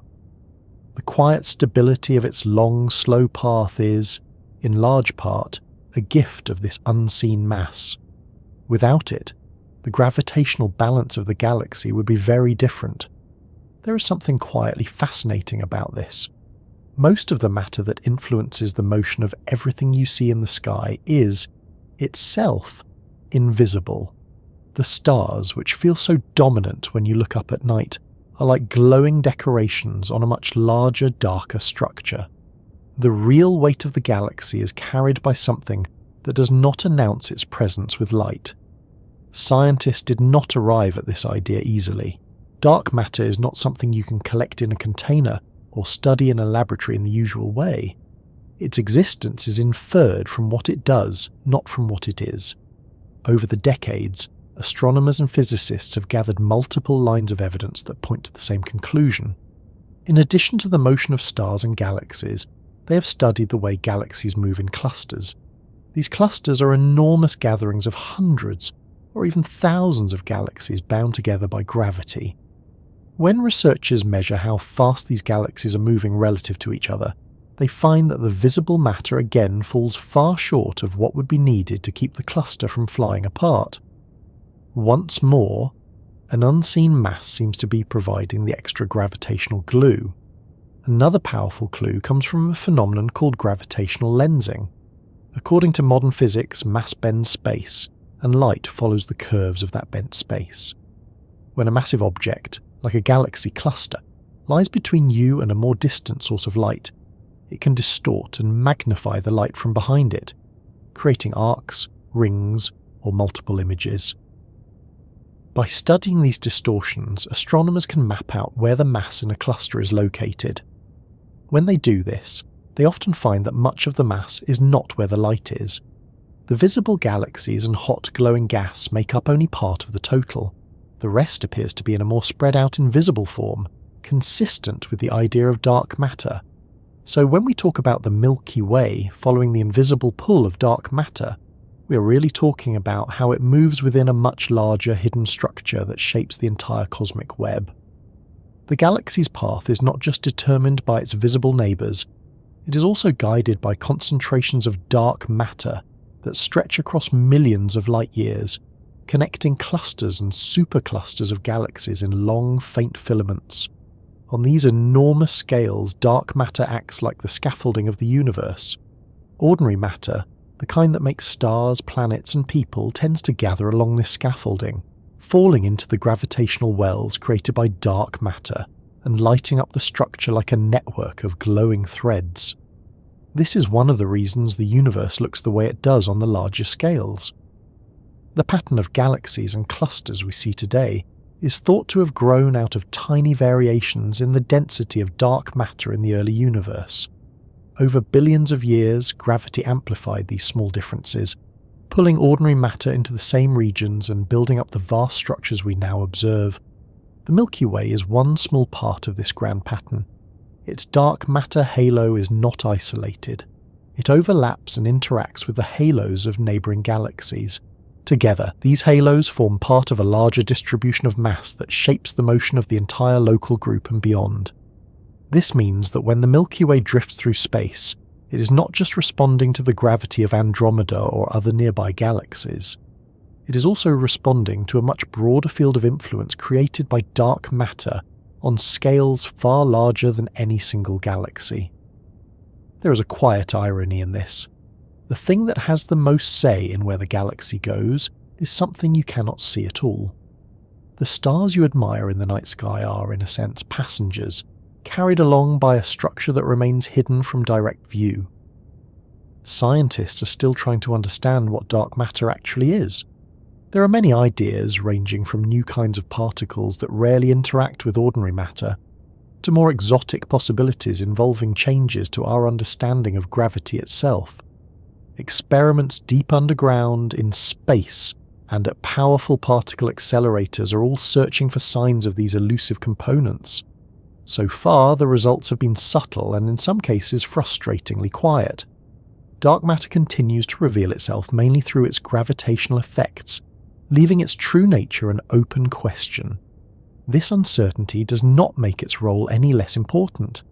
In fact, it adds a layer of mystery to the story of the galaxy's motion.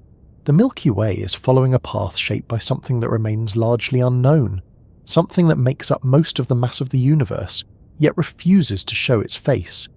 There is something almost philosophical about that.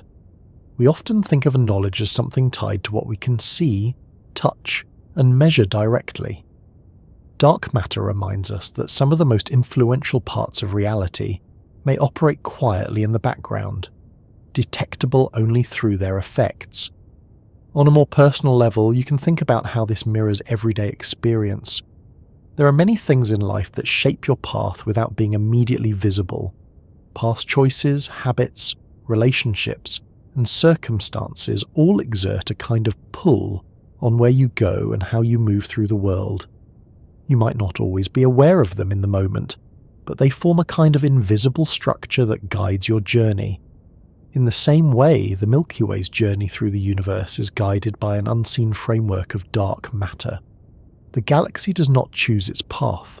It responds to the shape of the gravitational landscape it finds itself in, a landscape defined largely by something we are only beginning to understand. If you could somehow remove all the stars, gas, and dust from the Milky Way, leaving only the dark matter behind, you would still have a structure. You would still have a shape. It would be a vast, faint halo with subtle variations in density, but it would be there, influencing how anything else that wandered into its region of space would move. And if you then allowed ordinary matter to fall back into this invisible form, you would likely see a galaxy grow again in roughly the same place. The dark matter would provide the gravitational wells, and the gas would flow into them, cooling, collapsing, and igniting into stars. This idea suggests that, in a deep sense, the Milky Way is built on a foundation you cannot see. Its bright, familiar form is like a visible skin stretched over a much larger, darker body. As you sit with this image, it can shift the way you think about the night sky. When you look up and see a band of light from countless distant stars, you can also imagine a much larger, silent presence surrounding it, shaping its motion and its future. This does not have to feel eerie or unsettling. It can be simply another layer of the universe's complexity, another reminder that reality is often richer and deeper than what appears on the surface. There is also something comforting about the scale of it. The forces that guide the motion of a galaxy operate over millions of light years and billions of years. They are not concerned with the small, fleeting details of daily life.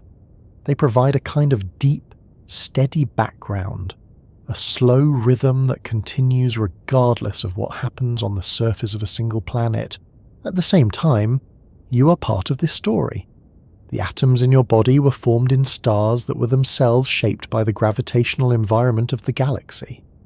The path those stars followed, influenced by dark matter, played a role in where and when those atoms were created and eventually gathered into the world you live on. So when we say the Milky Way is following the invisible pull of dark matter, we are also, in a very indirect way, talking about the background that made your own existence possible. There is still so much about this invisible component of the universe that remains unknown. Future discoveries may reveal what dark matter is made of, how it behaves on the smallest scales, and how it connects to the other fundamental forces of nature. These answers could change the way we think about galaxies, about the structure of the universe, and about our place within it. For now, the story remains open, and the Milky Way continues its quiet journey, guided by a presence that cannot be seen, only felt through its influence. As this idea settles, you can let it become a gentle backdrop to your thoughts. The galaxy moves through a landscape shaped by something hidden and vast, and you move through your own landscape of experiences, memories, and possibilities shaped by influences that are not always immediately visible either.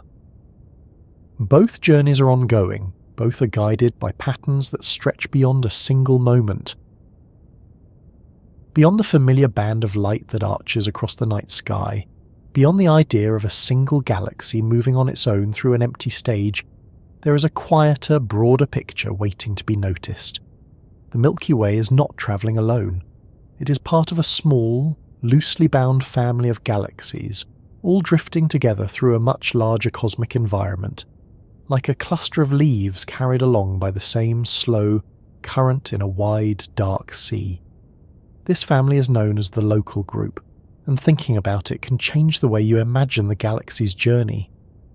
Instead of a single, solitary system moving through space, you can picture a collection of dozens of galaxies, each with its own stars, planets, and histories, all gently influencing one another as they move through a shared region of the universe. The local group is not a tight, crowded cluster where galaxies are packed close together. It is more like a loose gathering, spread across a region of space several million light-years wide. Within this region, gravity acts as a kind of quiet thread, connecting its members just strongly enough to keep them from drifting away with the general expansion of the universe. At the heart of this group are two dominant galaxies, the Milky Way and the Andromeda galaxy. They are the largest, the most massive, and the ones whose gravitational influence shapes much of what happens around them. Around these two giants orbit dozens of smaller galaxies, often called dwarf galaxies, each containing anywhere from a few million to a few billion stars. Some of these dwarves are bright enough to be seen with small telescopes from Earth. Others are so faint and diffuse that they were only discovered in recent decades, their presence revealed by careful surveys of the sky and the subtle motions of stars. These small galaxies can be irregular in shape, stretched or distorted by the gravitational pull of their larger neighbours, like bits of soft clay being gently tugged and reshaped. If you were to draw a map of the local group, it would not look like a neat, orderly diagram. It would be more like a scattered pattern, with the Milky Way and Andromeda standing out as the main anchors, and the smaller galaxies sprinkled around them in a loose three-dimensional cloud. The distances between these galaxies are vast. Even the closest dwarf galaxies are tens of thousands of light-years away. Andromeda itself, the Milky Way's largest companion, is about 2.5 million light-years distant. That means the light you see from Andromeda tonight began its journey long before the first human ancestors walked the Earth. Despite these immense separations, gravity still reaches across the gaps. It is a weak pull at such distances, but over millions and billions of years, even a gentle force can shape the paths of galaxies, So when you imagine riding the local group through this cosmic ocean, you can think of the Milky Way as part of a slow, gravitationally bound convoy. The galaxies move, not in rigid formation, but in a kind of loose, evolving arrangement, each responding to the combined influence of the others. The local group itself is not isolated either. It is part of a much larger structure called the Virgo supercluster, a vast collection of galaxy groups and clusters spread across more than 100 million light-years. Within this supercluster, the local group occupies a relatively quiet corner, far from the dense, crowded regions near the centre of the Virgo cluster itself. This placement matters because it shapes the kind of cosmic environment the Milky Way experiences. In the dense cores of galaxy clusters, galaxies are packed much closer together. They can pass near each other more often, sometimes stripping gas from one another, triggering bursts of star formation, or even merging into larger systems. In the local group, things are more spread out. Encounters are rarer and gentler, unfolding over very long timescales. The cosmic ocean metaphor becomes more fitting the farther out you look. On the larger scales, galaxies and groups of galaxies are arranged along long filaments of matter, with enormous, relatively empty regions called voids in between. This structure, shaped largely by dark matter, gives the universe a kind of foam or web-like appearance. The local group sits on one of these filaments, part of a long chain of matter that stretches across vast distances. Along this chain, gravity gently guides the motion of galaxies, drawing them toward denser regions where filaments intersect and large clusters form. So when the Milky Way moves, it is not just following the pull of its immediate neighbours. It is also responding to the shape of this much larger network. The galaxy's path is influenced by a kind of cosmic geography, a map of mass and gravity that extends far beyond what you can see in the night sky. There is something quietly remarkable about this layered structure. From your point of view on Earth, the night sky looks like a simple scattering of stars. But behind that simple view lies a hierarchy of systems, stars within galaxies, galaxies within groups, groups within superclusters, superclusters within the cosmic web. Each level is connected to the next by gravity and motion. Within the local group, the Milky Way and Andromeda play a particularly important role. Their combined mass creates a kind of gravitational centre for the group. Many of the smaller galaxies orbit around one or the other, or move along paths influenced by both. The motion between the Milky Way and Andromeda is one of the most significant dynamics in this family. Right now, the two galaxies are moving toward each other at a speed of about 100 kilometers per second. That approach is slow enough that it will take billions of years for them to meet, but fast enough to shape the long-term future of both systems. As they draw closer, their gravitational fields will begin to interact more strongly. Stars in the outer regions of each galaxy will feel the pull of the other, their orbits slowly stretching and shifting. Gas clouds may be disturbed, potentially triggering new waves of star formation. Over time, the two galaxies will pass through each other, not in a sudden crash, but in a long, drawn-out encounter that unfolds over hundreds of millions of years. This future meeting is often described as a collision, but that word can be misleading. The distances between individual stars are so large that direct star-to-star impacts are extremely unlikely. Instead, the main effects will be gravitational, reshaping the overall structure of both galaxies and eventually blending them into a single, larger system. But that story lies far ahead. In the present, the local group's motion through the cosmic web is more subtle. Astronomers have studied the velocities of galaxies in our region and found that many of them share a common drift, a kind of bulk motion through space. This motion is thought to be caused by the gravitational influence of massive structures farther away, including large clusters of galaxies and concentrations of dark matter. One of these influences is associated with the region sometimes called the Great Attractor, a massive area of space that appears to be drawing galaxies in our part of the universe toward it. The local group, including the Milky Way, seems to be moving in that general direction, as part of a broader flow of matter. This is where the idea of riding the local group through a cosmic ocean becomes especially vivid. The ocean, in this case, is the large-scale structure of the universe itself, a landscape of gravity shaped by the distribution of mass and dark matter across hundreds of millions of light years. The local group is like a small flotilla moving along the currents of that ocean, its path guided by distant, unseen features in the cosmic terrain. From your perspective, this motion is almost impossible to notice. The night sky does not change from one evening to the next in any obvious way. The positions of galaxies relative to each other shift by tiny amounts over thousands of years, not hours or days. The scale of the movement is so large and the pace so slow that it blends into the background of human experience, yet the motion is real and measurable. By observing the light from distant galaxies and measuring how it is stretched by the expansion of the universe, astronomers can determine how fast those galaxies are moving away from us. By comparing these measurements in different directions, they can detect the subtle imprint of the local group's own motion through space.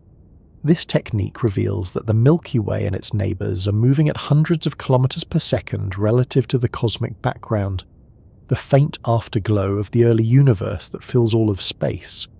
That background acts like a kind of universal reference frame, a way to define what it means to be at rest on the larger scales. So even as the local group drifts through the cosmic ocean, there is a sense in which its motion can be described and mapped, tied back to the conditions of the universe as it was billions of years ago when that background radiation was first released. There is a quiet symmetry in that idea. The motion of a galaxy group today is connected, through a chain of cause and effect, to the state of the universe shortly after it began. The paths traced by galaxies are, in a way, a continuation of the early patterns of density and motion that existed in the first moments of cosmic history. This connection can make the local group's journey feel less like a random wander and more like a long, unfolding story. The galaxies are not just drifting aimlessly. They are following a path shaped by the initial conditions of the universe, amplified and refined by billions of years of gravitational interaction. Within this story, the Milky Way is one character among many. Its individual motion around the galactic centre, its future encounter with Andromeda, and its place within the local group all fit into a broader narrative of structure formation and cosmic evolution.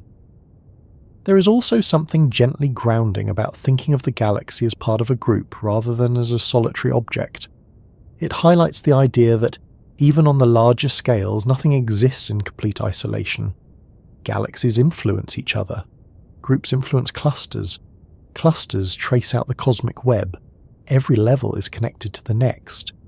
This mirrors something in everyday life. People, too, are shaped by their communities, their environments, and their connections to others.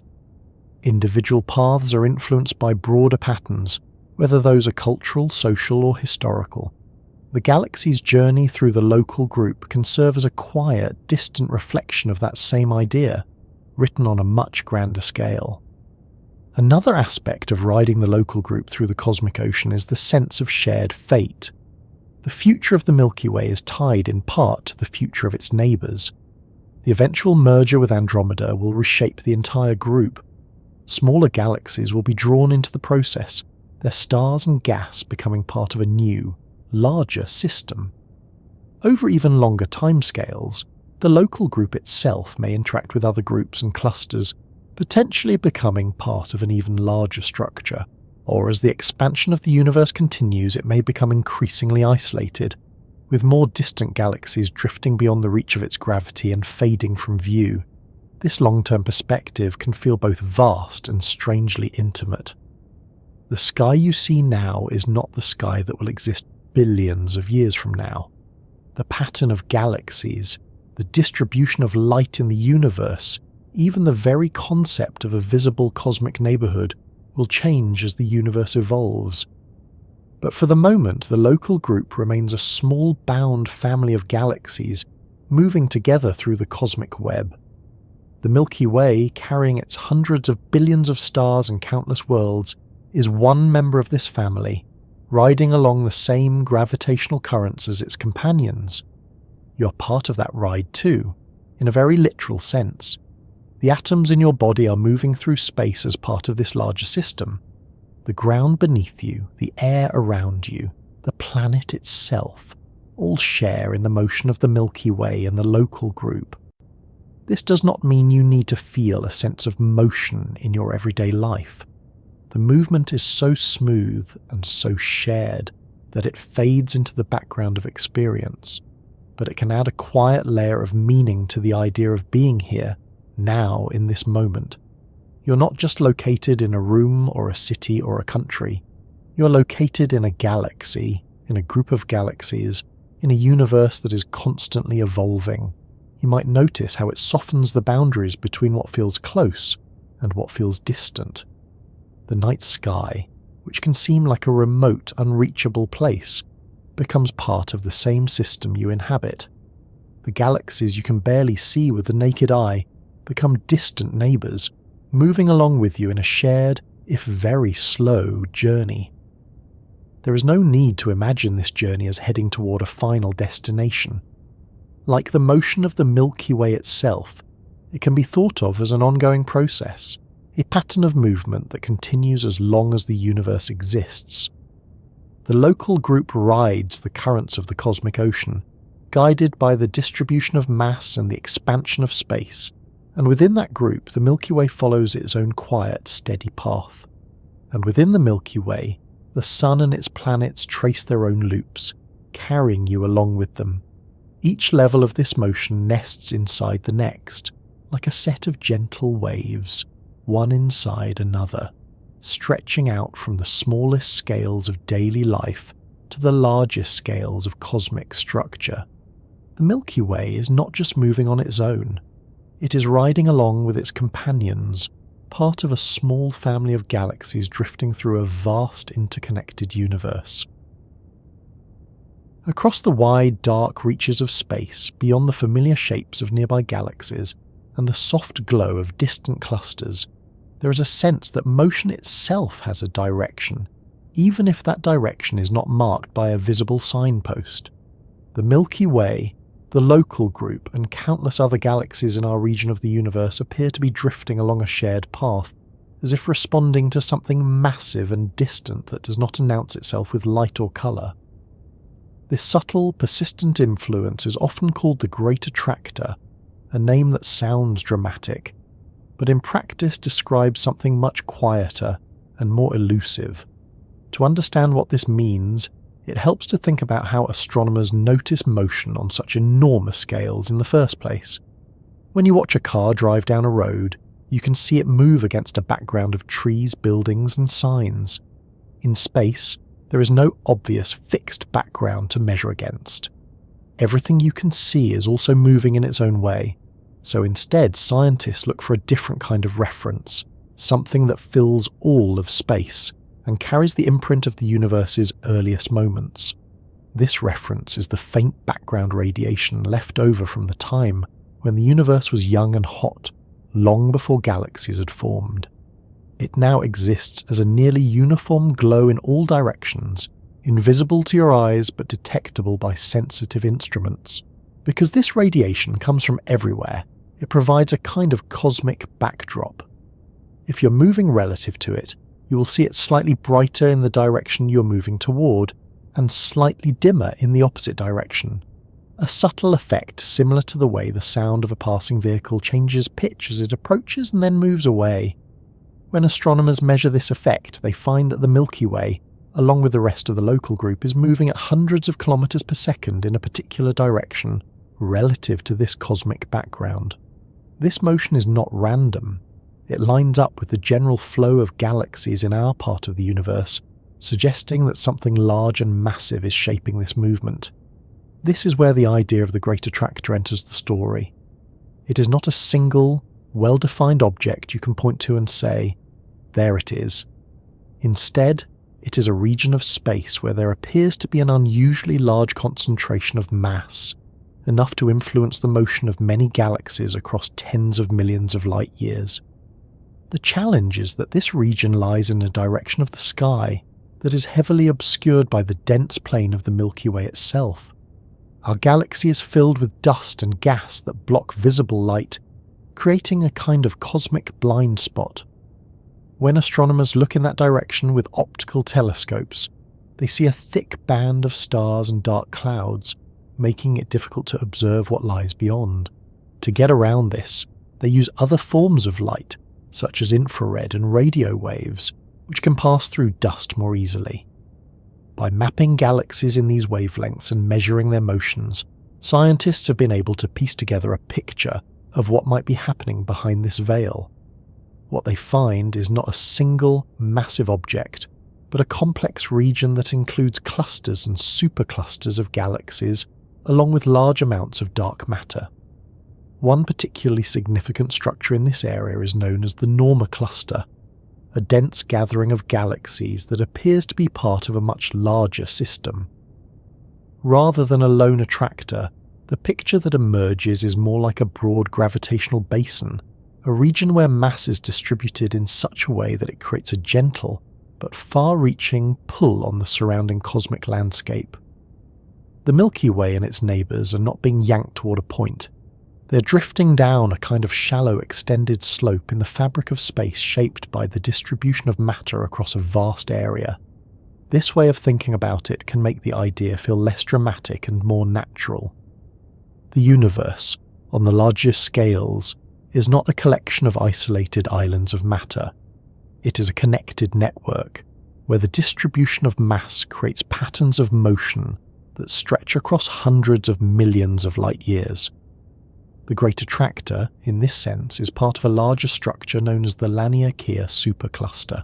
This is the name given to the immense region of space that includes the Local Group, the Virgo cluster, and many other galaxy groups and clusters, all moving within a shared gravitational domain. Within this domain, galaxies follow paths that tend to converge towards certain regions of higher mass.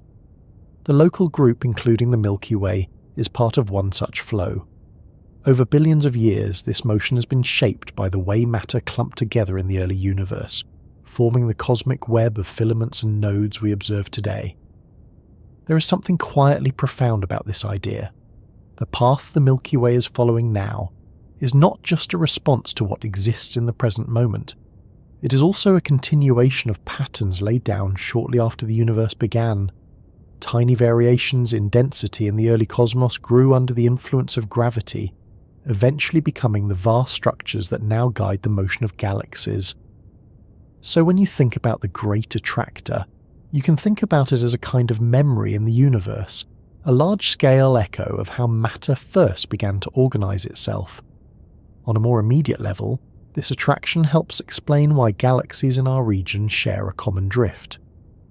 When astronomers plot the velocities of nearby galaxies, they find that many of them are not just moving away from us because of the expansion of the universe. They also have an extra component to their motion, a kind of sideways slide in a particular direction. This additional motion is what points toward the presence of a large-scale gravitational influence. The Milky Way is part of that pattern. Its movement through space includes not just the motions of rotation, orbit, and local interactions, but also this broader flow through the cosmic landscape. It can be helpful to picture this using a familiar image. Imagine a wide, shallow bowl filled with marbles. If you gently tilt the bowl, the marbles will all begin to roll in the same general direction, even though they may bump into each other and follow slightly different paths along the way. The Great Attractor is like that tilt in the bowl, not a single point pulling everything in, but a shape in the overall landscape that guides motion across a large region. This analogy also highlights something important. The marbles are not trapped. They are not falling into a deep hole. They are simply responding to the shape of the surface beneath them. In the same way, galaxies are not doomed to be swallowed by a single massive object. They are following the gentle contours of the gravitational field created by the distribution of mass in their part of the universe. The term "can't escape" in the chapter's title can be understood in this light. It does not mean there is a literal point of no return, like the edge of a black hole. It means that, within this gravitational domain, the motion of galaxies is shaped by a shared environment. As long as they remain within this region, their paths will continue to reflect the same large-scale patterns. There is another layer to this story that adds an interesting twist. The universe is not just shaped by gravity, it is also influenced by a mysterious form of energy known as dark energy, which appears to drive the accelerated expansion of space itself.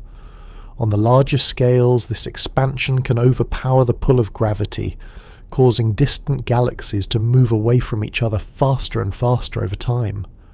Within regions like the Laniakea supercluster, gravity still dominates. The Milky Way and its neighbours remain bound within this large-scale structure. But beyond its boundaries, the expansion of the universe begins to win. Galaxies outside this domain are gradually being carried away, their light stretching and fading as space grows between us. This means that the Great Attractor and the broader supercluster it is part of define a kind of cosmic neighbourhood, a region of space where gravity has managed to hold matter together against the general trend of expansion.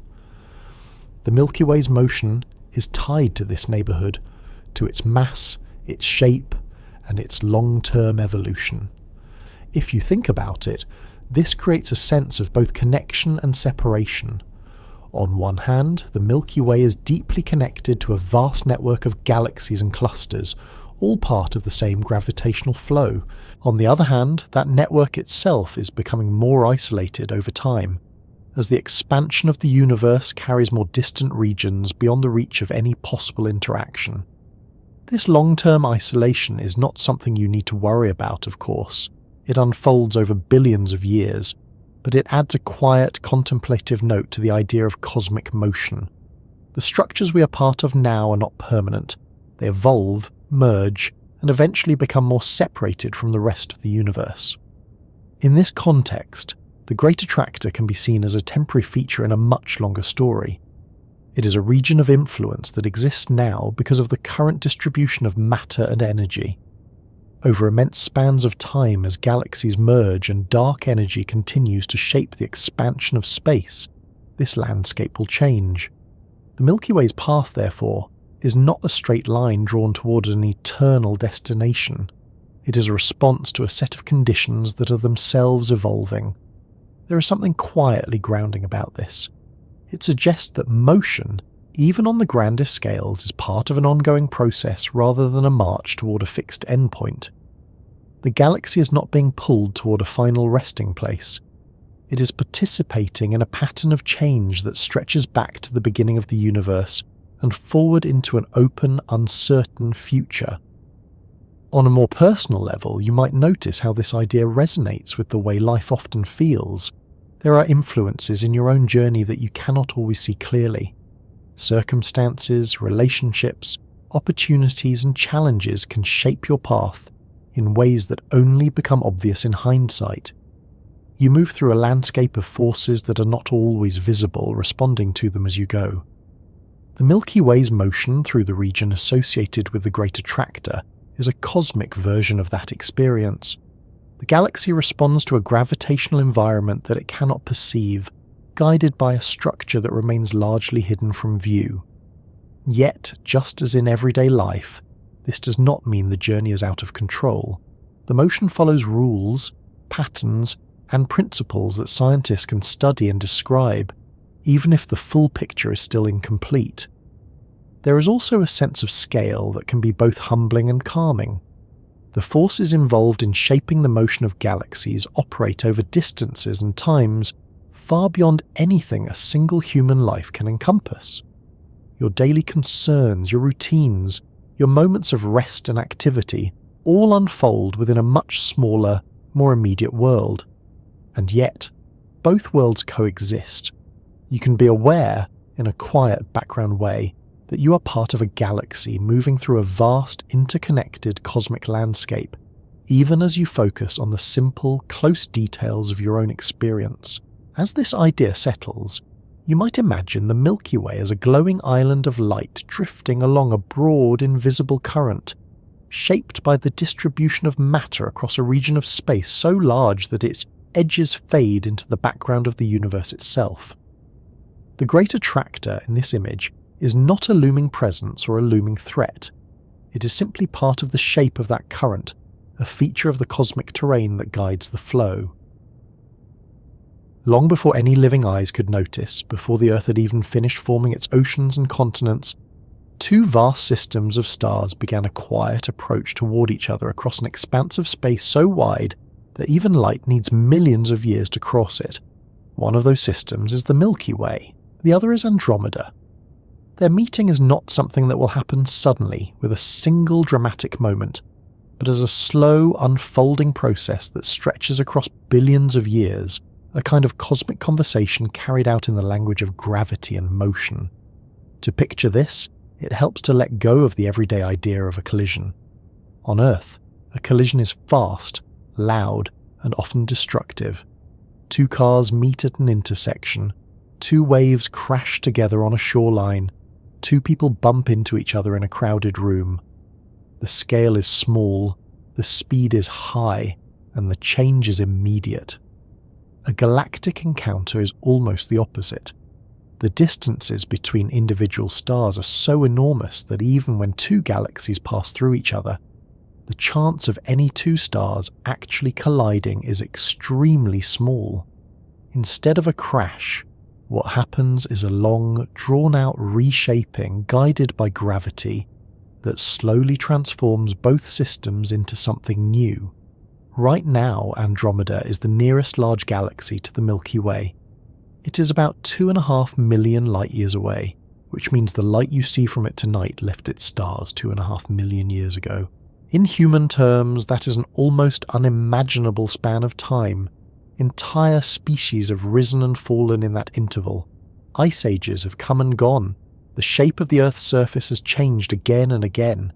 And yet, on the scale of galaxies, that distance is small enough for gravity to matter in a meaningful way. Measurements of Andromeda's motion show that it is moving toward the Milky Way at a speed of roughly 100 kilometers per second. That is fast by everyday standards, but over such a vast distance, it translates into a journey that will take around 4 billion years to complete. The two galaxies are already close enough, in cosmic terms, that their outer regions feel each other's pull. The process of meeting has already begun, even though its most dramatic phases lie far in the future. As Andromeda and the Milky Way draw nearer, their dark matter halos, those vast invisible spheres of mass that surround each galaxy, will be the first to overlap. This is an important detail, because most of a galaxy's mass is not in its stars or gas, but in this unseen component. When the halos begin to interact, they will start to shape the motion of both galaxies in more noticeable ways, altering their paths and slowing their relative approach. From there, the visible parts of the galaxies will begin to feel stronger tidal forces.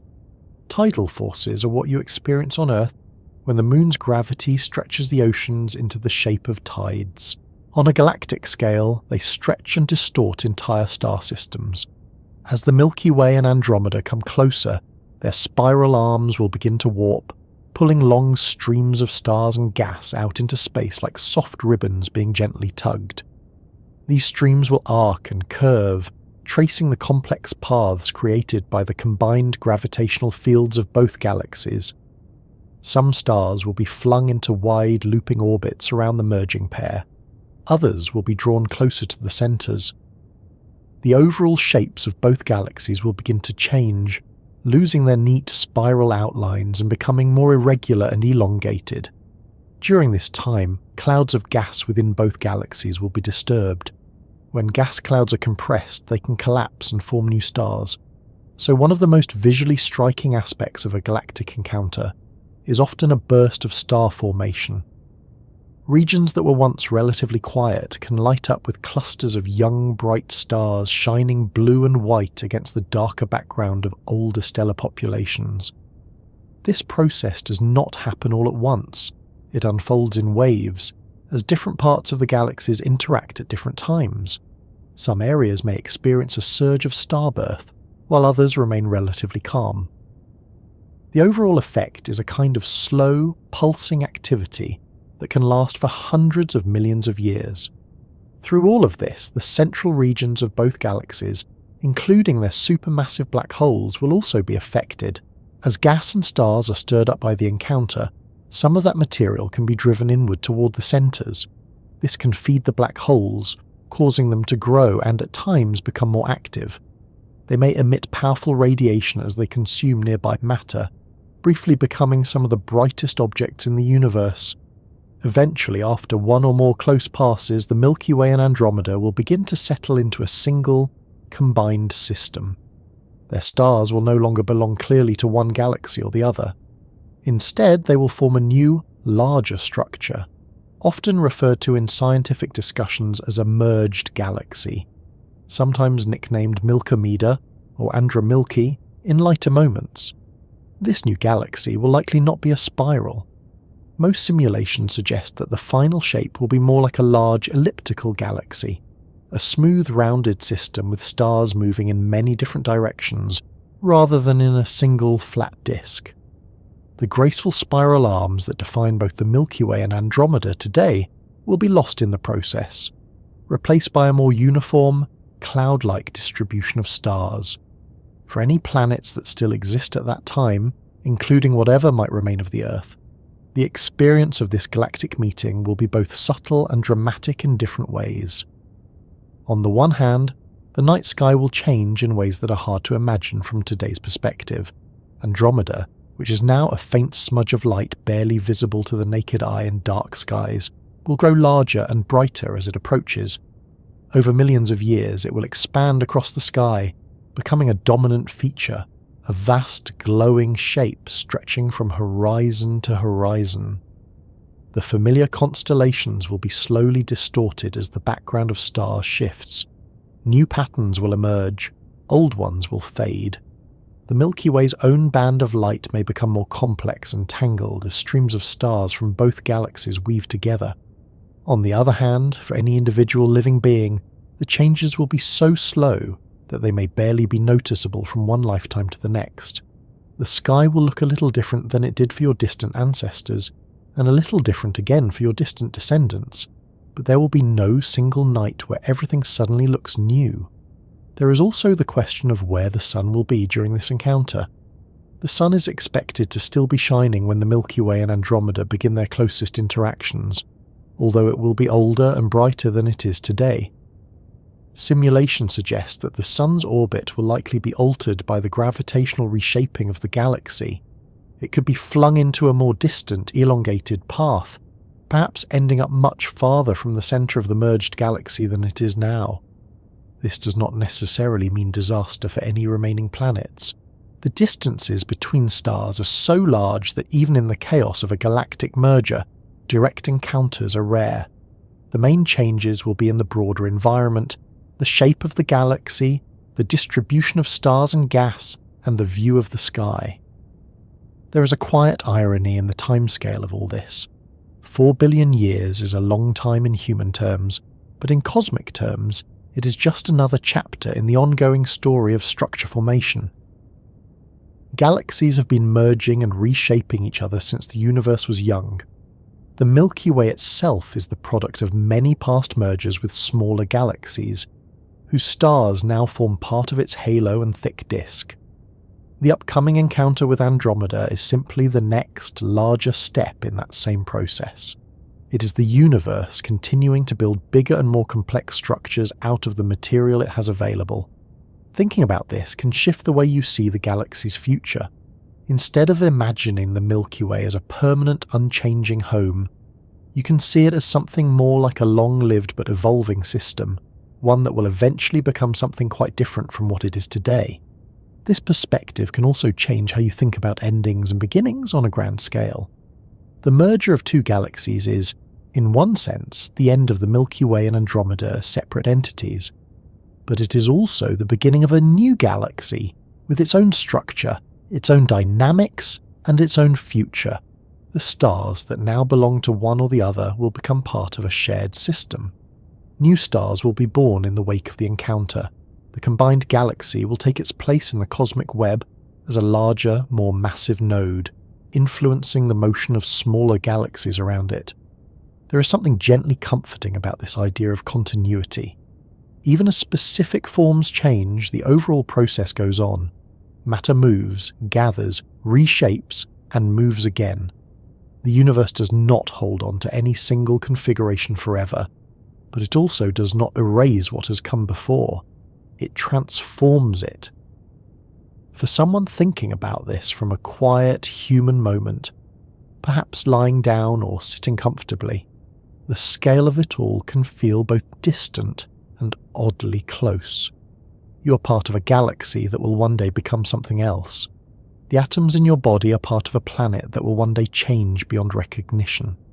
The world you know is part of a larger story that does not stop with any single chapter, and yet none of this needs to feel urgent. The timescales are so vast that they stretch beyond any reasonable sense of hurry. The meeting of the Milky Way and Andromeda is not something you need to prepare for or worry about. It is simply part of the long, slow rhythm of the cosmos. In the meantime, the galaxies continue their approach, one small step at a time. The distance between them shrinks by a tiny fraction each year. Their outer halos begin to feel each other's presence more strongly. The path of each system bends, almost imperceptibly, in response to the other. This slow bending of paths is another reminder that motion in the universe is rarely about straight lines and sudden changes. It is about curves, gradients, and gentle adjustments, guided by gravity and the distribution of mass across space. As you let this idea settle, you might notice how it echoes some quieter aspects of everyday life. Big changes often begin long before you can see their effects. Small shifts accumulate. Paths bend gradually. Only when you look back over a long period of time do you see how much has changed. The Milky Way's meeting with Andromeda is like that, written on a cosmic scale. The early stages are already underway, even though the most dramatic scenes are far in the future. The galaxies are already influencing each other, already part of the same unfolding story. Long after the last familiar landmarks of human history have faded into the deep layers of the earth, long after cities have crumbled into quiet outlines and names have softened into echoes, the sky will still be there, stretching overhead, carrying on its slow, patient display of light and motion. It will not look the way it does now. It will not tell the same stories, but it will remain, changing in its own steady way, shaped by the same forces that have always guided stars, galaxies, and the wide open structure of the universe itself. To imagine what the night sky will look like long after us, it helps to first notice how much it has already changed without most people ever realizing. The patterns of stars we call constellations feel ancient and fixed, but they are in truth temporary arrangements. The stars that form those familiar shapes are not moving together as a group. Each one is following its own path through the Milky Way, drifting slowly relative to the others. Over thousands of years, these small differences add up. If you could compare the night sky today with the night sky as it appeared to people 10,000 years ago, you would notice subtle shifts. The shapes would still be recognizable, but slightly stretched, slightly skewed, like a drawing that has been gently pulled at the edges. If you went forward another 10,000 years, the changes would be a little more noticeable. Over hundreds of thousands of years, the constellations would begin to lose their original forms entirely, replaced by new patterns that no one alive today has ever seen. This slow reshaping is called proper motion, the gradual movement of stars across the sky relative to more distant background objects. It is a quiet reminder that the stars you look up at are not part of a static ceiling. They are neighbours in a moving system, each one travelling through the galaxy on its own long looping path. But the future of the night sky is not just about the rearrangement of nearby stars. It is also about changes on much larger scales, involving entire galaxies and the structure of the universe itself. One of the most dramatic shifts will come from the slow approach and eventual merger of the Milky Way and the Andromeda galaxy. As these two vast systems draw closer over billions of years, the view from within the Milky Way will change in ways that are hard to fully picture from today's perspective. At first, Andromeda, which is now a faint elongated smudge in dark skies, will grow brighter and larger. Over millions of years, it will expand across a wider portion of the sky, its spiral structure becoming more distinct. It will no longer be an object you have to look for.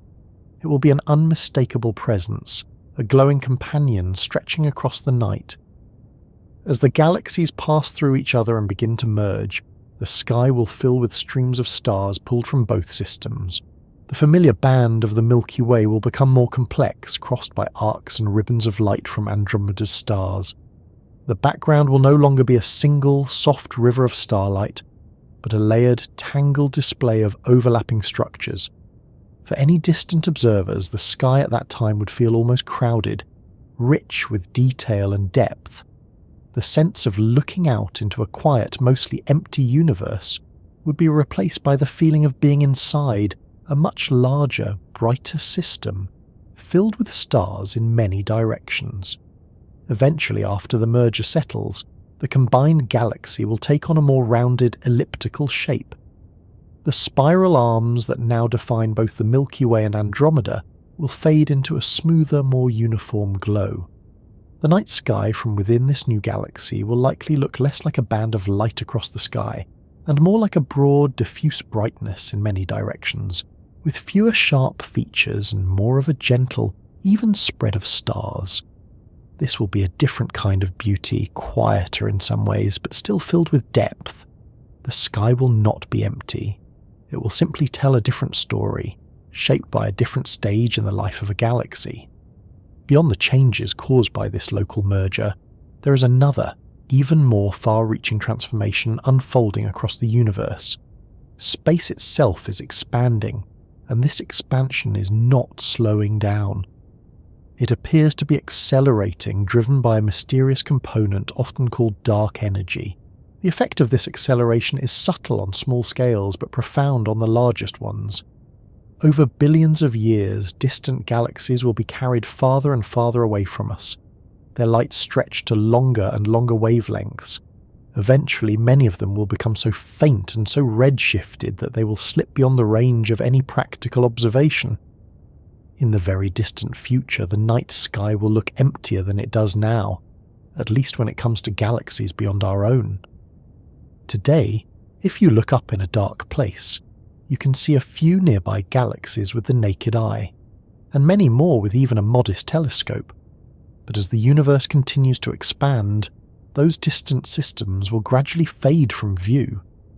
There will come a time, tens of billions of years from now, when the only galaxies visible from within the merged Milky Way and Andromeda system will be the stars and remnants of that single, local structure. The wider cosmic web will have drifted beyond the observable horizon, its light stretched so thin and so faint that it will be effectively invisible. For any future observers, the universe will appear much smaller and quieter than it does to us. The grand tapestry of clusters, filaments, and distant galaxies that astronomers study today will no longer be part of the visible sky. The cosmos will feel more like an island, with one large galaxy and a dark, mostly empty surrounding. This idea can feel a little lonely at first, but it's also a reminder of how special the present moment is. You are living in a time when the universe is still young enough and close enough that its large-scale structure is visible. You can look out and see other galaxies, clusters, and the faint imprint of the early universe itself. That window will not remain open forever.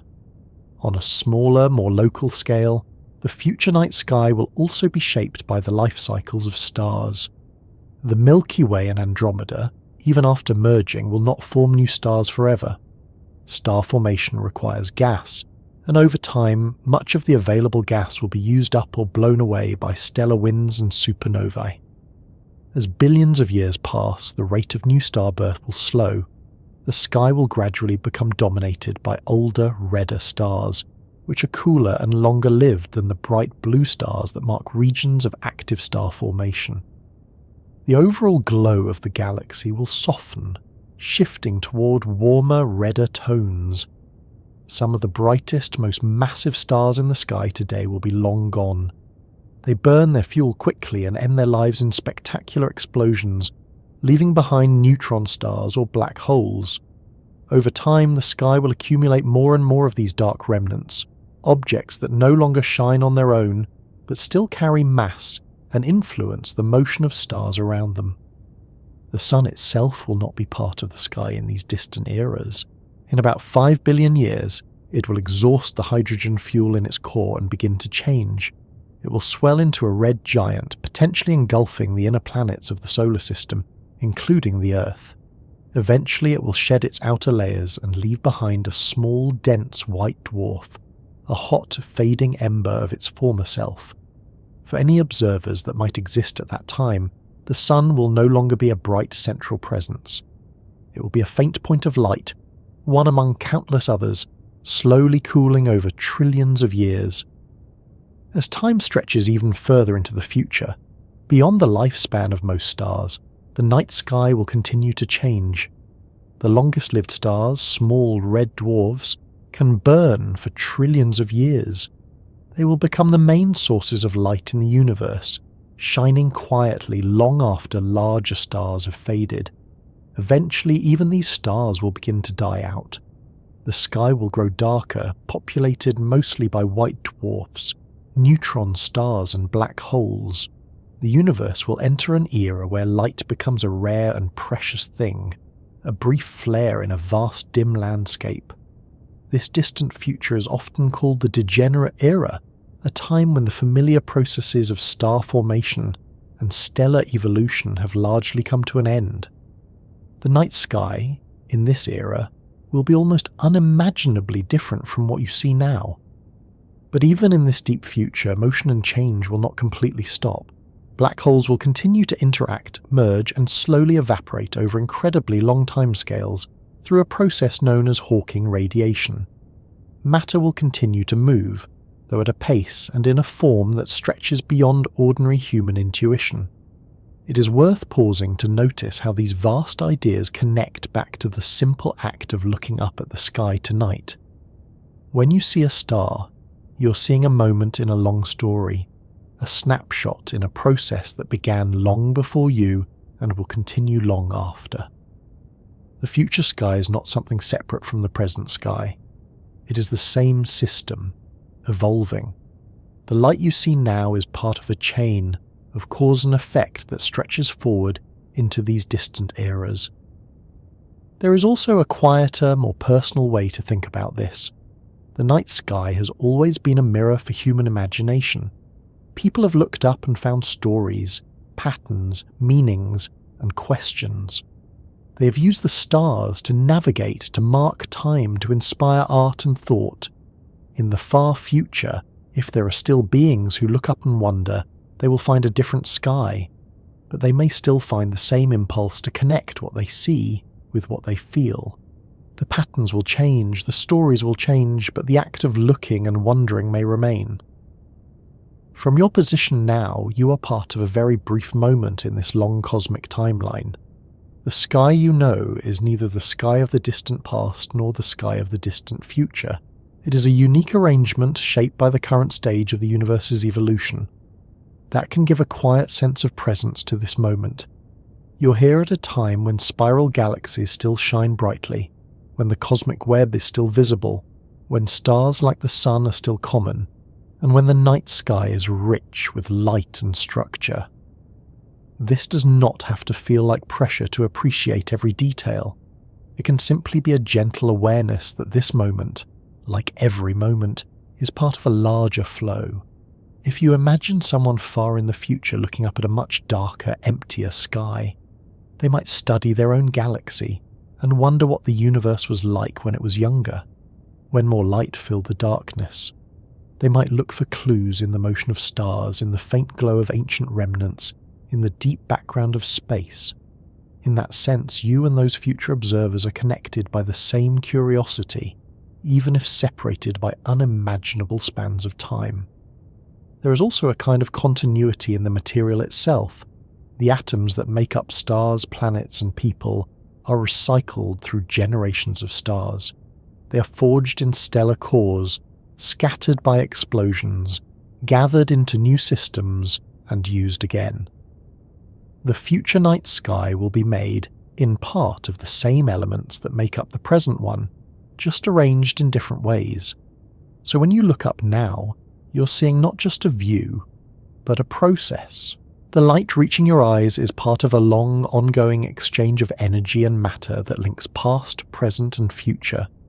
This can soften the idea of long after us. The future sky is not a completely separate world.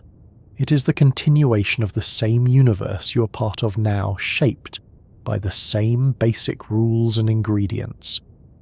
As you let these thoughts drift through your mind, you might notice how they change the feeling of the night sky from something distant and decorative to something more like a living background, an evolving environment that you happen to be experiencing at one particular moment in its long history. You do not need to hold on to all the details. You can let the broad sense of it settle instead. The sky will change, the galaxy will change, the universe will change. And within that vast ongoing transformation, this moment, this view, this quiet awareness is one small, gentle point along the way. You can let the image of a future sky, different and distant, rest lightly in the background of your thoughts. The stars above you tonight are part of a long unfolding journey, one that stretches far beyond the horizon of any single life. At the edge of awareness, where a quiet room meets the vastness of the universe, there is a gentle contrast that can feel almost comforting to sit with. On one side, there is the small, immediate world of your own body, your breath, the steady presence of the floor or the bed beneath you. On the other side, there is a galaxy in motion, a system of hundreds of billions of stars following long, looping paths through space, shaped by gravity and the deep structure of the cosmos. These two experiences, the stillness you can feel and the motion you can only imagine, exist at the same time, layered over each other in a way that does not demand you choose one over the other. Human stillness is something you can sense directly. You can feel your weight settle. You can notice the rise and fall of your chest. You can become aware of the subtle signals from muscles, joints, and skin that tell you where you are in space. This kind of stillness is not absolute. Even when you feel completely at rest, your body is alive with quiet activity. Your heart continues to beat. Your lungs continue to draw in air and release it. Cells carry out countless chemical reactions every second. Blood moves through vessels. Nerves send small signals back and forth. But compared to the motion of the world outside, this internal movement feels contained, gentle, and close. It belongs to a scale that fits easily within your senses. Now place that next to the idea of galactic motion. The Milky Way rotates around its centre. The Sun follows a long curved path within that rotating disk. The galaxy drifts with its neighbours through the local group. The group itself moves through a larger supercluster, shaped by the distribution of matter across millions of light years. All of this is happening continuously, regardless of whether anyone is there to notice it. The difference in scale between these two kinds of motion is immense. One happens within the span of a human body and a human lifetime. The other unfolds across distances and times that stretch far beyond ordinary experience. And yet they intersect in this moment, in you, right here, right now. It can be helpful to think about how your sense of stillness depends on context. If you're sitting in a parked car, you feel still. If that same car begins to move smoothly down a highway, and you close your eyes, you might still feel almost as still as before. Your body does not automatically announce that you're travelling at high speed. What it notices instead are changes, not steady motion, acceleration, braking, turning, bumps in the road. These are the things that register. The galaxy's motion is so smooth, so steady, and so widely shared by everything around you that it falls into the category of motion your body does not report. The Earth carries you. The atmosphere moves with the Earth. The solar system moves together. The galaxy moves together. There is no sudden shift, no jolt, no change in direction that would trigger a physical sensation. So from the inside it feels like rest. This shared movement creates a kind of natural calm. It means that even though you are travelling through space at extraordinary speeds, you can experience a moment of quiet, a pause that feels grounded and stable. There is also a psychological layer to this contrast. Human attention tends to focus on what is close, immediate, and relevant to daily life. The sound of a nearby voice, the light from a screen, the feeling of a blanket or a breeze. These things matter because they can affect you right now. The motion of a galaxy, by contrast, does not change what you need to do in the next hour or the next day. It does not alter your schedule, your responsibilities, or your immediate surroundings. Because of that, it often lives in the background of thought, something you might think about briefly and then set aside. But if you choose to bring it into focus, even gently, it can add a different dimension to the sense of being still. You can imagine your stillness not as a complete absence of motion, but as a small, quiet region within a much larger flow. Like a calm pool along the edge of a river, where the water moves more slowly, even though the main current continues past. This way of thinking does not require you to picture every detail of galactic dynamics.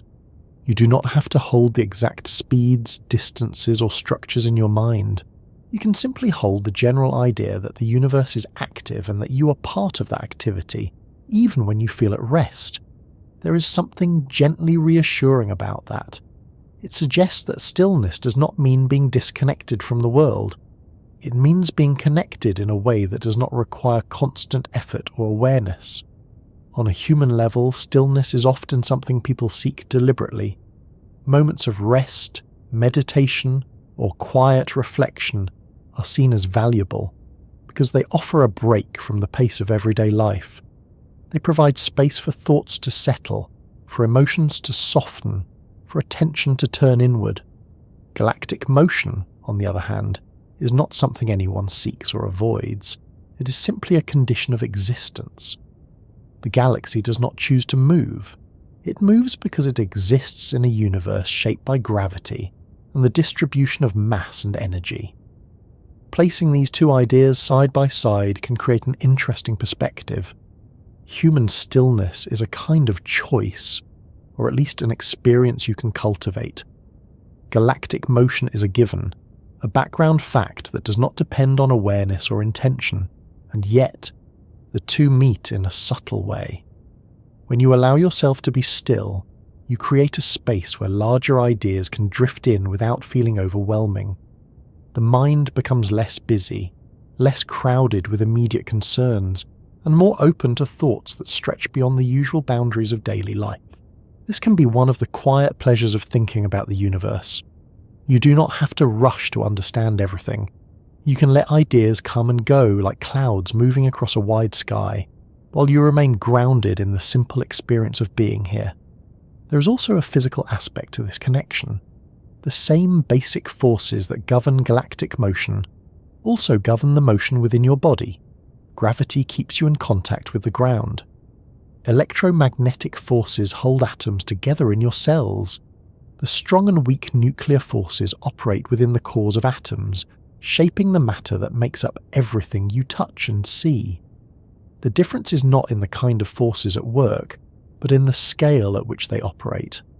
On the galactic scale, gravity dominates. On the human scale, other forces become more noticeable. But they are all part of the same underlying framework of physical laws. This means that, in a very literal sense, your stillness is made possible by the same universe that enables galaxies to move. The stability of your body, the solidity of the floor, the air you breathe, all arise from the same fundamental principles that allow stars to orbit and galaxies to drift. There is something quietly unifying about that. It suggests that the contrast between motion and stillness is not a divide between two separate worlds, but a difference in how the same world appears at different levels. Another way to approach this idea is through time. Human time is measured in seconds, minutes, hours, and years.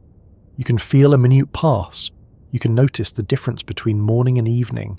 You can mark the change of seasons. Galactic time is measured in millions and billions of years. A single orbit of the Sun around the centre of the Milky Way takes longer than the entire history of complex life on Earth. The movement of the galaxy through the cosmic web unfolds over spans of time so long that they are difficult to hold in the mind as anything other than abstract numbers. When you bring these two timescales together, you get a sense of how small and how special a human moment can be. This moment, right now, is a tiny slice of a much larger story. It is not insignificant, but it is brief. It exists within a context that stretches far beyond it. That does not mean it is less meaningful. Meaning does not have to come from scale. A single breath can matter deeply to the person taking it, even if it has no impact on the motion of a galaxy. Human experiences have their own kind of importance, defined by connection, awareness, and feeling, not by cosmic influence. This is where the idea of stillness can take on a different shade. Being still does not mean stepping out of the universe's story. It means inhabiting your own part of it more fully. You can think of it as standing in a vast, moving landscape and choosing for a moment to stop walking and look around. The landscape continues to change. The clouds continue to move. The light continues to shift. But you give yourself a chance to notice rather than to hurry through. In this sense, galactic motion provides a kind of backdrop for human stillness. The universe's slow, steady activity can make your own pause feel more intentional, more like a small island of awareness in a wide, flowing sea. There is also a contrast in how these two kinds of movement relate to purpose. Human motion is often tied to goals. You move to get somewhere, to do something, to change a situation. Galactic motion is not directed toward a goal in the same way. It is not aiming for a particular outcome. It is simply following the conditions set by gravity, mass, and the expansion of space. This difference can be quietly freeing to think about. It suggests that not all motion has to be purposeful in a narrow sense. Some motion can simply be part of the way things are, without needing a reason beyond the fact that it is happening. Human stillness, then, can be seen as a moment where you step out of the cycle of doing and into a mode of being. You're not trying to reach a destination, you are simply present. This presence does not stop the galaxy from moving. It does not alter the course of stars or the shape of the cosmic web, but it changes how you experience your own place within that larger picture. Another layer of this contrast appears when you think about memory and record. Human stillness often leaves traces. A quiet moment might become a memory. A pause might become part of a story you tell yourself about your life. Even a brief rest can have an emotional or psychological impact that lasts longer than the moment itself. Galactic motion leaves traces too, but on a very different scale. The paths of stars are recorded in their orbits. The history of mergers is written in streams of stars and patterns of motion within the galaxy. The expansion of the universe is recorded in the faint background radiation that fills all of space. Both kinds of trace are ways the past remains present. One lives in the mind and the heart, the other lives in the structure of the cosmos. When you sit quietly and think about the universe, you are, in a way, bringing these two kinds of record together. Your personal experience intersects with the larger physical history of the world around you. This intersection does not require you to solve any deep scientific questions. It does not demand a complete understanding of cosmology or physics. It only asks for a moment of openness to the idea that your life is part of a much larger ongoing process. There is a gentle humility in that idea. It can soften the edges of personal concerns, not by dismissing them, but by placing them within a wider frame. Your experiences matter because they matter to you and to the people around you.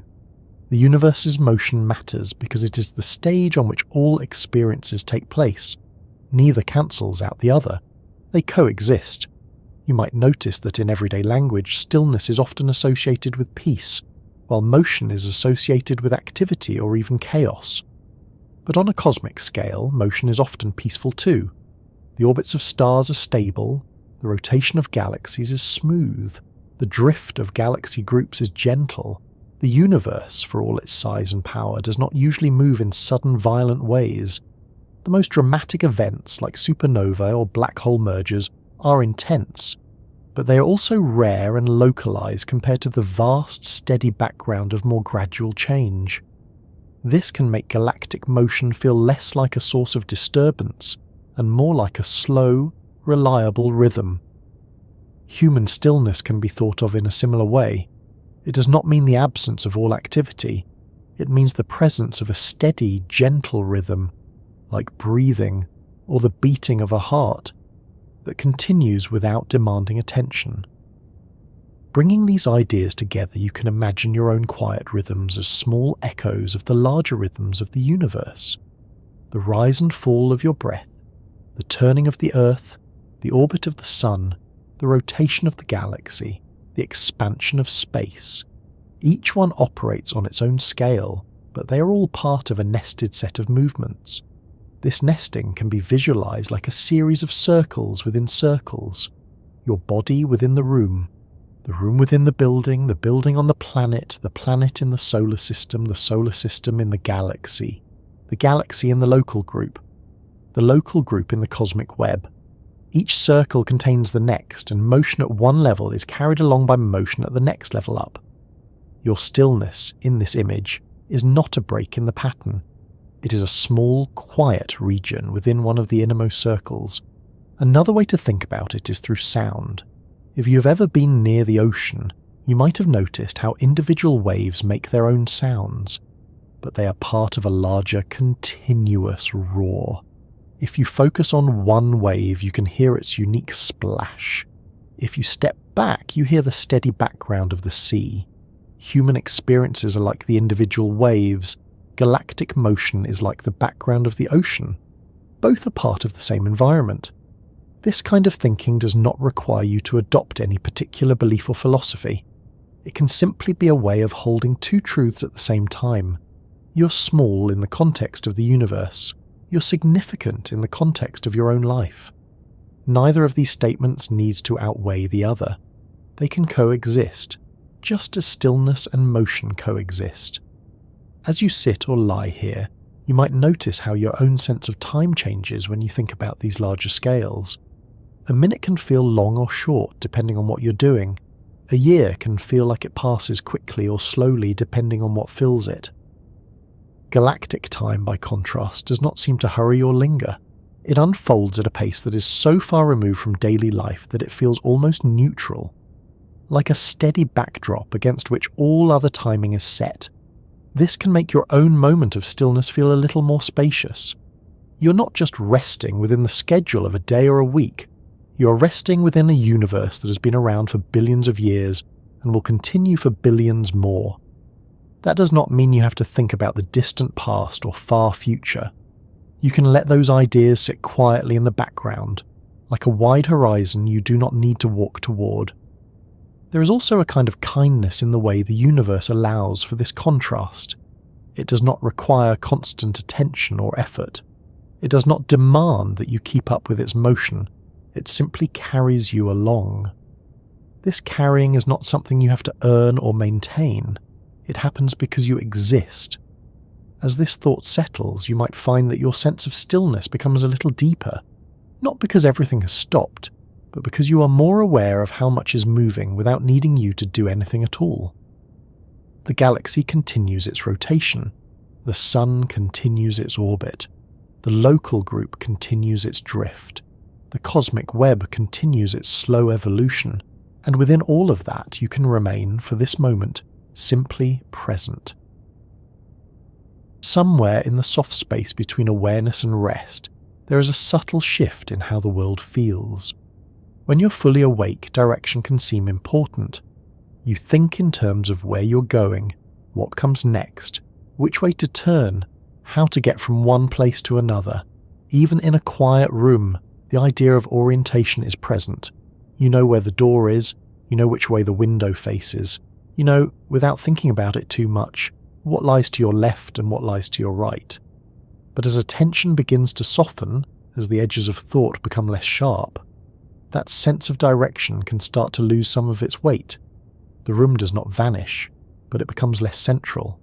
the question of which way is forward or backward, north or south, feels less urgent. There is a gentle transition from navigating the world to simply being in it.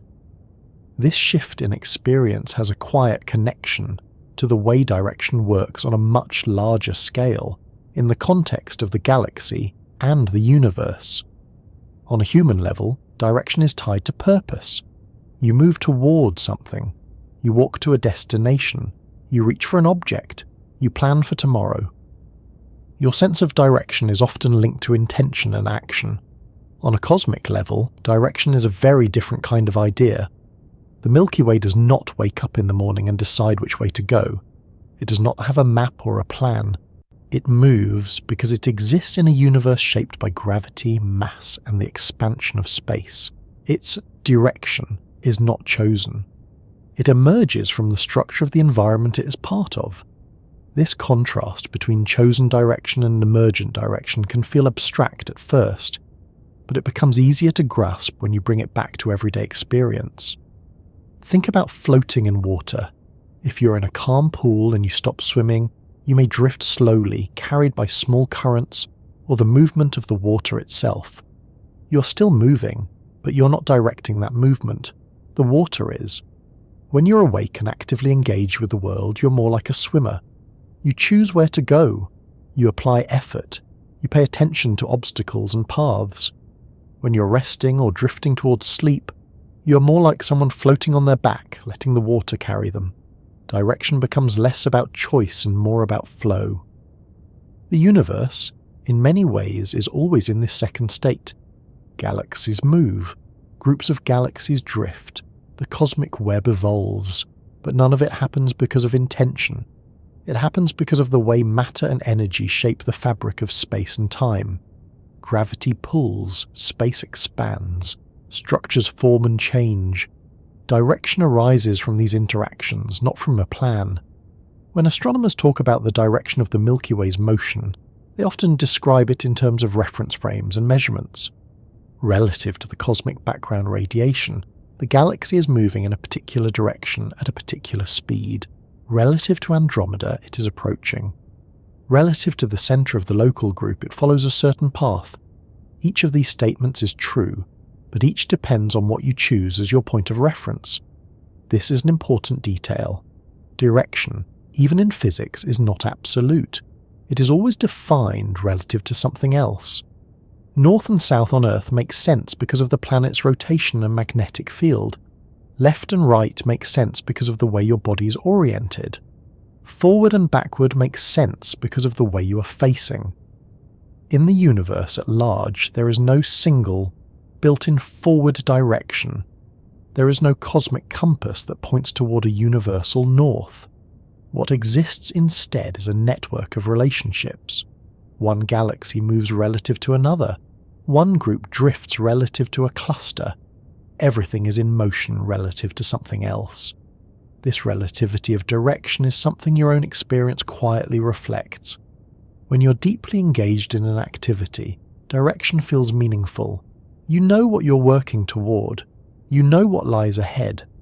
When you're resting, especially in a state where thoughts begin to blur into each other, the idea of ahead can lose some of its clarity. The moment becomes more self-contained. There is also a connection to how the brain processes space and orientation. When you are awake and alert, your brain is constantly building a mental map of your surroundings. It keeps track of where you are, where objects are, and how to move between them. This map helps you avoid obstacles, find resources, and navigate your environment. As you relax, especially as you approach sleep, this mapping activity can quiet down. The world does not disappear, but it becomes less actively modelled. You may still know where you are, but you're less focused on planning movements or actions. The brain shifts from an outward, goal-oriented mode to a more inward, reflective one. This shift can make direction feel less central to experience. Instead of thinking about where you're going, you become more aware of how you feel, what you're thinking, or simply the sensation of being present. On a galactic scale, there is a kind of parallel. The Milky Way's direction matters when you choose a specific reference.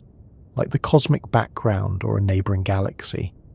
But in a broader sense, the galaxy is part of a flowing pattern that does not privilege any single direction over another. The cosmic web has filaments and nodes, flows and gradients, but no global arrow that points toward a final destination. This can be a calming idea to sit with. It suggests that, on the larger scales, the universe is not heading toward a single, predetermined endpoint in a simple, linear way. It is evolving, changing, responding to its own internal conditions. That does not mean there is no structure or no order. There are patterns, there are laws, there are regularities that scientists study and describe, but these patterns do not take the form of a single road with a clear start and finish. They take the form of networks, cycles, and ongoing processes. When you are awake and focused on daily life, you often experience time and direction as a line. You have a past behind you, a future ahead of you, and a present moment you move through. You make plans, you set goals, you think in terms of progress. As you rest, that line can soften. The past and future can fade into the background, and the present moment can expand. You may find yourself less concerned with what comes next and more aware of what is simply happening now. This change in how time feels is closely related to how direction feels. If you're not thinking about moving forward into the future, you're also less concerned with moving in a particular direction in space or in life. The galaxy, in its own way, always exists in this second mode. It does not have a future it is aiming for in the same sense a person does. It has a future in the sense that it will continue to change, but that future is not a goal. It is a continuation. There is another layer to this idea that involves how we define here and there. When you are awake and alert, you often think in terms of locations. You are here. That object is there. That place is far away. This spatial separation is useful. It helps you interact with the world. On a cosmic scale, here and there become more fluid concepts. The Milky Way is here relative to Andromeda, but both are there relative to a distant galaxy cluster. Everything's position depends on what you are comparing it to. This relativity can make the idea of a fixed, meaningful direction feel less solid. If there is no absolute here, then there also becomes less absolute. When you let your mind rest, you may notice a similar effect. The sense of being in a specific place can soften. You're still in the room, of course, but the mental emphasis on location can fade. You might feel more like you are simply existing in a field of sensation and thought, rather than in a precise spot on a map. This does not mean you lose awareness. It means your awareness changes its focus. There is a gentle symmetry between these two ways of being. The universe does not emphasize a single, privileged direction. A resting mind does not emphasize a single, privileged goal. Both operate in a mode where movement happens, but it is not framed as a march towards something. It is framed as a flow. This does not mean that direction is meaningless in daily life. On the contrary, it is essential for many practical and emotional reasons. You need to know how to get where you are going. You need to feel that your actions have some sense of orientation or purpose. But it does suggest that direction is a tool rather than a fundamental feature of reality. It is something you use when you're awake and engaged with the world. It is not something the universe itself seems to insist upon. There is also a subtle emotional aspect to this. Being awake and focused on direction can sometimes feel like pressure. You have to decide what to do, where to go, how to move forward. Being in a state where direction matters less can feel like relief. You can let go of the need to steer and simply allow yourself to be. The Milky Way's motion offers a distant cosmic reflection of that idea. The galaxy does not steer itself. It responds to the distribution of mass and energy around it. It is carried by the shape of the cosmic landscape. In that sense, the galaxy is always asleep to direction in the way humans understand it. It moves, but it does not worry about where it is going. This can be a comforting thought to hold in a quiet moment. You do not always have to know exactly where you're headed. You can sometimes let the larger patterns of your life carry you for a while, just as the galaxy is carried by the larger patterns of the universe. Another way to approach this idea is through the concept of horizons. When you're awake and planning, you often think in terms of a horizon of possibilities. What can you see ahead? What options are available? What paths are open? As you rest, that horizon can draw closer. The field of attention can narrow to what is happening in the present moment. The far future and distant possibilities can recede on a cosmic scale. There is also a kind of horizon, the observable horizon of the universe. There are regions of space so far away that their light has not had time to reach us yet, and perhaps never will. For the Milky Way, those regions are, in a sense, not part of its current experience. Its motion is shaped by what lies within its gravitational and causal reach. This creates another parallel. Both a resting mind and a galaxy in motion operate within a certain horizon. They are influenced by what is close and connected, not by everything that could possibly exist. This perspective can make the universe feel less overwhelming. You do not have to hold all of it in your mind at once. Neither does the galaxy. Each system operates within its own sphere of influence. There is also a link to how we talk about losing our sense of direction. In everyday language, this often refers to feeling uncertain about what to do or where to go in life. It can feel uncomfortable, even unsettling. But there is another way to experience a loss of direction, one that feels more like openness than confusion. It can be a moment where you step out of rigid plans and allow yourself to be curious, to see what emerges rather than what you intend. The universe, again, offers a distant analogy. It does not follow a single, rigid plan. It evolves. Structures form. Patterns change. New arrangements emerge. There is a kind of creativity in this process, even though it is driven by simple physical laws. Human stillness, especially the kind that comes with rest or reflection, can be a small echo of that openness. When you're not focused on direction, you may be more open to noticing things you would otherwise pass by, whether those are thoughts, sensations, or quiet insights. This does not mean abandoning goals or plans. It means allowing space for moments where those things are not at the center of attention. As you sit with the idea that direction matters only when you are awake, you might notice how it invites a gentler relationship with your own sense of movement through life. You can move with intention when you need to, and you can also allow yourself to rest in moments where intention softens. The galaxy, in its own way, models this balance. It is always in motion, but it is not striving. It is not pushing toward an endpoint. It is simply following the contours of the universe it inhabits. This can be a quiet reminder that not every moment has to be about progress or direction. Some moments can simply be about presence. There is also a subtle connection to how we experience dreams. In dreams, the usual rules of direction and space often break down. You can move from one place to another without travelling in between. You can be here and there in ways that do not follow physical maps. This dreamlike quality can feel closer to the way the universe itself operates on large scales, where distance and direction are defined by relationships rather than by a single, absolute framework. Of course, when you wake up, the practical world returns. You remember where you are. You remember what you need to do. Direction becomes useful again. But the memory of that softer state can linger, reminding you that there are ways of being that do not revolve around constant navigation. Direction is something you use when you need it. It is not something that needs to define every moment.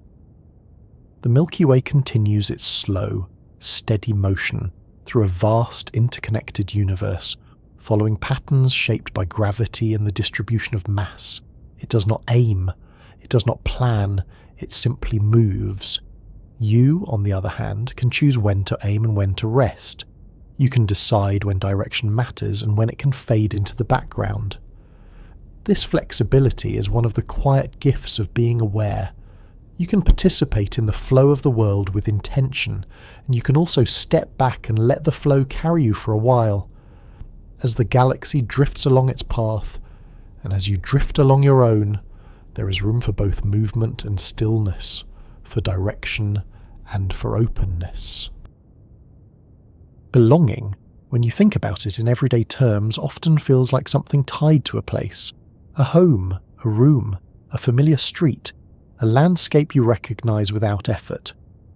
There is a sense of comfort in knowing where you are, in being able to point to a spot on a map or a memory and say, this is where I fit. The idea of belonging can feel rooted, grounded, steady, like something that holds you in place. And yet, when you widen the view to include the galaxy, the local group, and the slow, steady drift of everything through the universe, that idea begins to take on a different shape. Nothing, not even the largest structures we know, stays in one fixed position forever. Stars move, galaxies move, groups of galaxies move, space itself stretches. In a universe like that, belonging cannot mean being anchored to a single, unmoving point. It has to mean something else. To belong to a moving universe is to belong to a process rather than a location. This can sound abstract at first, but it becomes more tangible when you connect it back to your own experience. Your body is not a static object. It is constantly changing. Cells are replaced. Atoms come and go. The air you breathe in becomes part of you for a moment, and then returns to the world outside. Even the solid feeling of your bones and muscles is the result of countless small interactions happening all the time. And yet, despite all of this change, you experience yourself as a continuous presence. You feel like the same person from one moment to the next, even though, at a physical level, you're in a constant state of renewal. Your sense of belonging to yourself does not come from being made of the same exact material every day. It comes from being part of an ongoing pattern, a flow of experience that feels connected over time. The universe operates in a similar way, just on a much larger scale. The Milky Way you are part of today is not the same Milky Way that existed billions of years ago. It has grown by absorbing smaller galaxies. Its structure has changed as stars formed and died, as gas was used up and replenished, as dark matter shaped its overall form. In the far future, it will become something else again when it merges with Andromeda and continues to evolve. Belonging to the Milky Way, then, does not mean belonging to a fixed, unchanging object. It means belonging to a long, unfolding story. There is something quietly reassuring about that. It suggests that change is not a sign of losing connection. It is the way connection continues. On a human level, belonging is often associated with stability. You might think of belonging as finding a place where things do not change too quickly, where you can settle in and feel secure. But even in the most stable environments, change is always present. Seasons shift. People grow older. Buildings wear down and are repaired or replaced. Cultures evolve. Languages change. Stability in this sense is not the absence of motion. It is the presence of patterns that change slowly enough for you to recognize them as familiar. The universe provides a vast, cosmic version of this idea. The patterns of motion in the galaxy are slow, steady, and predictable on the scale of human lives. The sun will rise tomorrow. The stars will appear in roughly the same places in the sky. The Milky Way's pale band will still stretch across the night. These patterns give a sense of continuity, even though on a deeper level everything is moving. Belonging to a moving universe can be thought of as belonging to these patterns, rather than to any single position within them. Another way to approach this idea is through the concept of origin. You, like everything else you can see or touch, are made of matter that has been part of the universe for a very long time. The atoms in your body were not created when you were born. They were forged in the cores of stars scattered by stellar explosions, gathered into clouds of gas and dust, and eventually assembled into a planet and much later into living systems. This means that, in a very literal sense, you belong to the galaxy not just because you live in it, but because you are made from it. Your material history is a galactic history. The calcium in your bones, the iron in your blood, the carbon in your cells, all have origins in stars that lived and died long before the sun existed.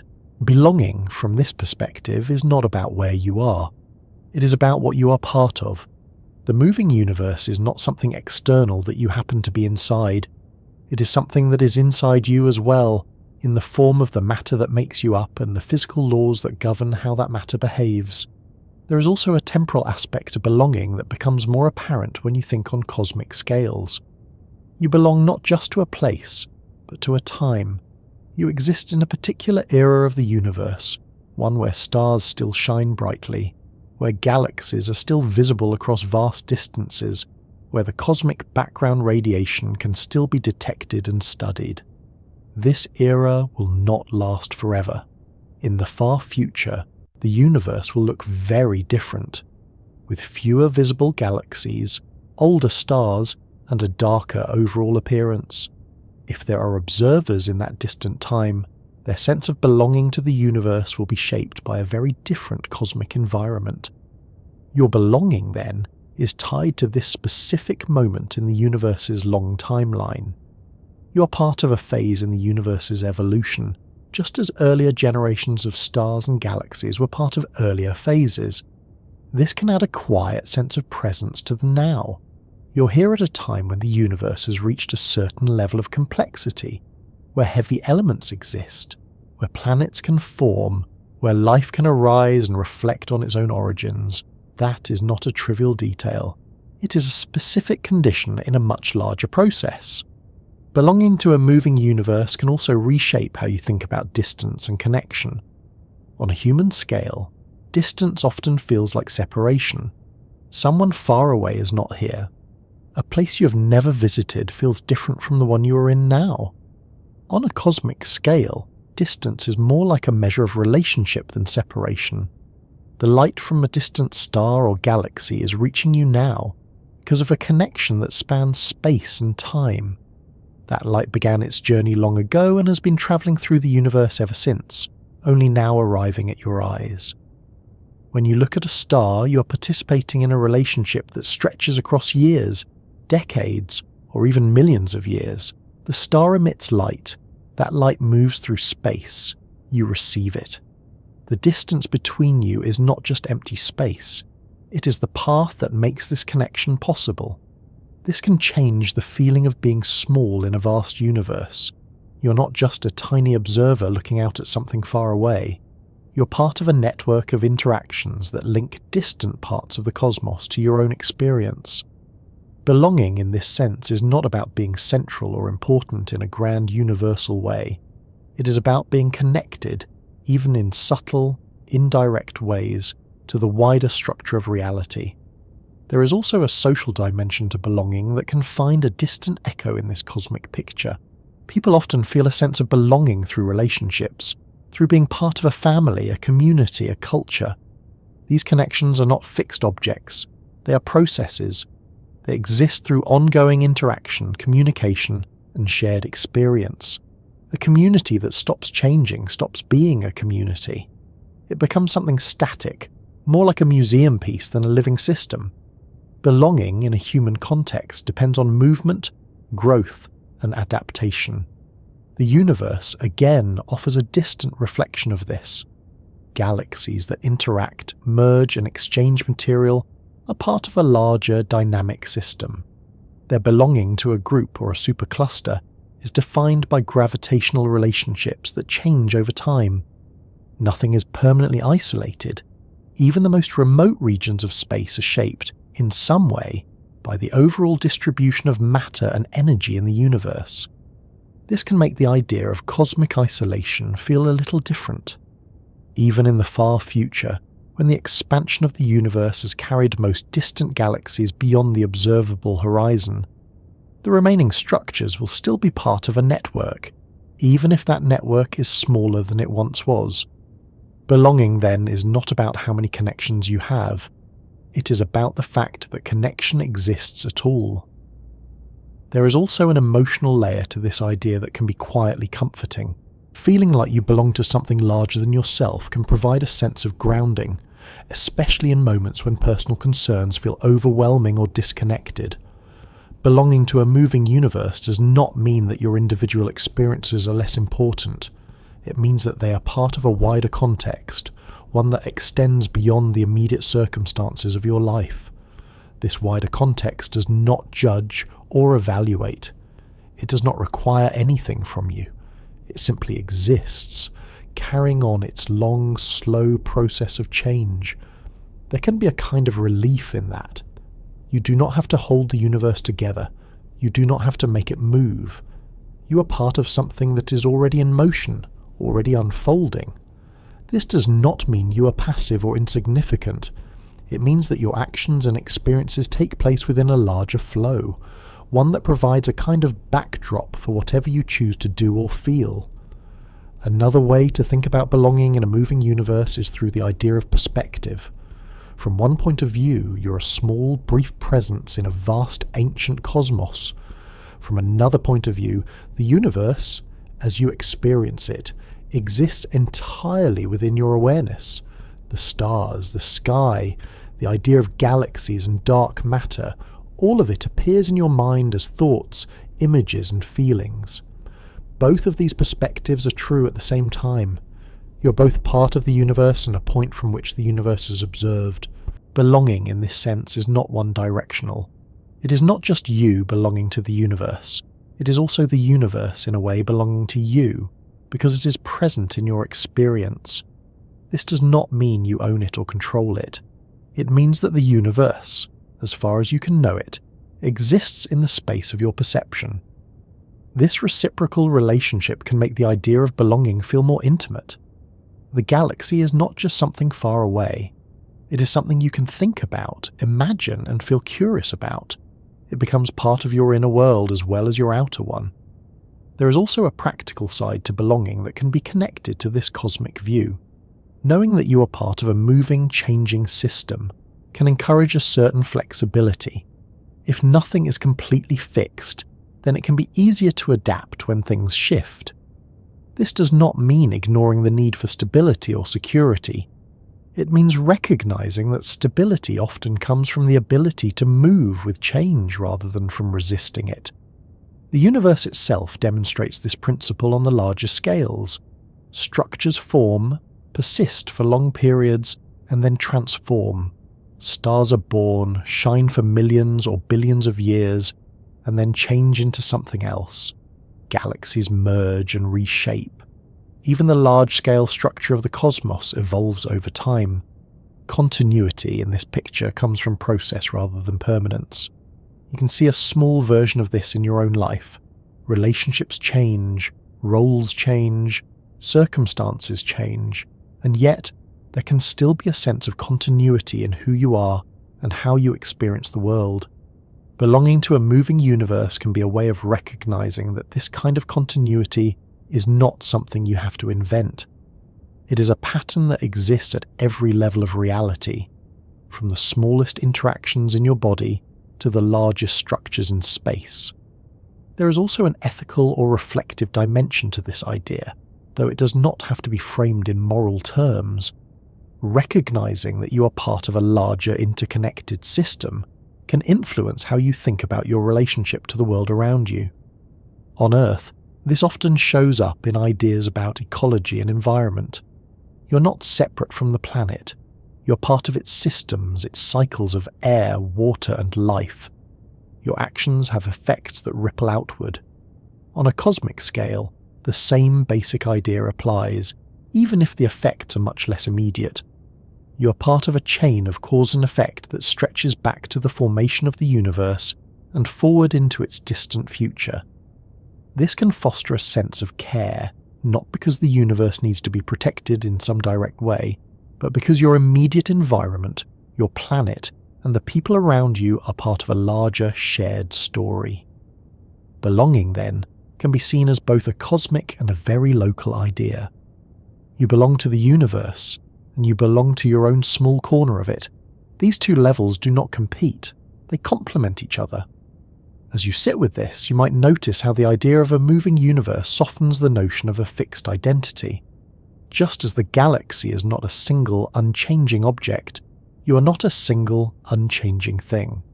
You're a process, a flow of experiences, thoughts, and physical changes. This does not mean you are undefined or unstable. It means you are alive. In the deepest sense of the word, there is a quiet beauty in that parallel. The same universe that shapes the motion of galaxies also shapes the motion of your own life, in ways both obvious and subtle. You do not need to hold all of this in your mind at once. You can let it be a background awareness, a soft sense that you are part of something larger that is always in motion. This awareness does not require any special action. It does not demand that you think or feel a certain way. It can simply be there, like a wide horizon behind the more immediate details of your day. As the Milky Way continues its slow rotation, as the local group drifts through the cosmic web, as the universe expands and evolves, you continue your own journey, moment by moment, breath by breath. These two journeys, the cosmic and the personal, intersect in this moment, in this awareness. Belonging to a moving universe can mean recognizing that you're not standing on solid ground, in an empty, static space. You are standing within a vast ongoing process that includes you as one of its many expressions. That idea does not have to feel grand or heavy. It can be simple and gentle. You are here. The universe is here. Both are changing. There is room within that shared movement for rest, for curiosity, for connection, and for whatever you need in this moment. Somewhere between the quiet certainty of this moment and the wide, open sweep of everything that comes after it, there is a gentle sense of motion that does not ask for effort or intention. It is the feeling of being carried rather than pushed, of moving without having to decide where to go. The Milky Way, with its slow rotation and its long, curved path through the universe, embodies this kind of movement. And within that galaxy, every star, every planet, and every living thing is part of the same shared drift. When you think about drifting forward together, you can begin with something simple and close. Your breath moves in and out without needing to be planned. You do not have to instruct your lungs to work. They follow a rhythm that has been with you since before you were aware of it. That rhythm continues whether you are focused on it or not. It is a small, steady example of how motion can happen without conscious direction. The galaxy's motion is like that, only on a scale that stretches far beyond anything you can directly sense. The Milky Way turns slowly around its centre. The sun traces a wide loop through the spiral arms. The galaxy drifts with its neighbours through the local group. The group moves through the broader structure of the universe. Each layer of this motion is nested inside the next, like a series of gentle currents flowing within larger currents. None of this requires permission or attention. It happens because of the way the universe is shaped. There is something quietly unifying about that idea.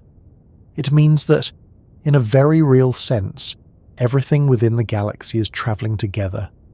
The light from distant stars, the dust between them, the planets circling their suns, and the people living on those planets are all part of the same shared journey. This does not mean that everything moves in exactly the same way. Stars follow different orbits. Galaxies interact and change. People make choices and follow paths that diverge and reconnect. But beneath all of these differences, there is a deeper layer of motion that is common to all of it. Drifting forward together can be understood as belonging to that deeper layer. On a human level, togetherness often implies relationship. It suggests connection, communication, shared experience. You feel together with someone when you talk, when you listen, when you spend time in the same space. On a cosmic level, togetherness takes on a different meaning. It is less about interaction and more about coexistence. The stars in the Milky Way are not aware of each other. They do not exchange messages or form relationships in any conscious sense, but they are bound by the same gravitational field. They share the same overall structure. They are part of the same rotating system. In that sense, they are together. Even in their vast separations, you are part of that same structure. The gravity that keeps you on the surface of the Earth is part of the same fundamental force that shapes the motion of the galaxy. The atoms in your body follow the same physical laws as the atoms in a distant star. The passage of time you experience is part of the same time that governs the evolution of galaxies. This creates a kind of quiet, physical togetherness that does not depend on awareness or intention. It exists simply because everything that exists is part of the same universe. When you think about where the galaxy goes, it can be tempting to imagine a destination, a point on some vast cosmic map where everything is headed. But on the larger scales, the universe does not seem to offer a single fixed endpoint. It offers ongoing change instead. The Milky Way's future includes a meeting with Andromeda, a reshaping into a new, larger galaxy. Beyond that, it includes a long period of aging, as star formation slows and the galaxy becomes quieter and redder. Beyond that, it includes a universe that continues to expand, carrying distant regions farther and farther apart. These are not steps toward a final place. They are stages in a process. So drifting forward together does not mean travelling toward a shared destination. It means being part of a shared unfolding. This can change how the idea of forward feels. In everyday life, forward often means progress. It suggests improvement, advancement, or movement toward a goal. On a cosmic scale, forward simply means later.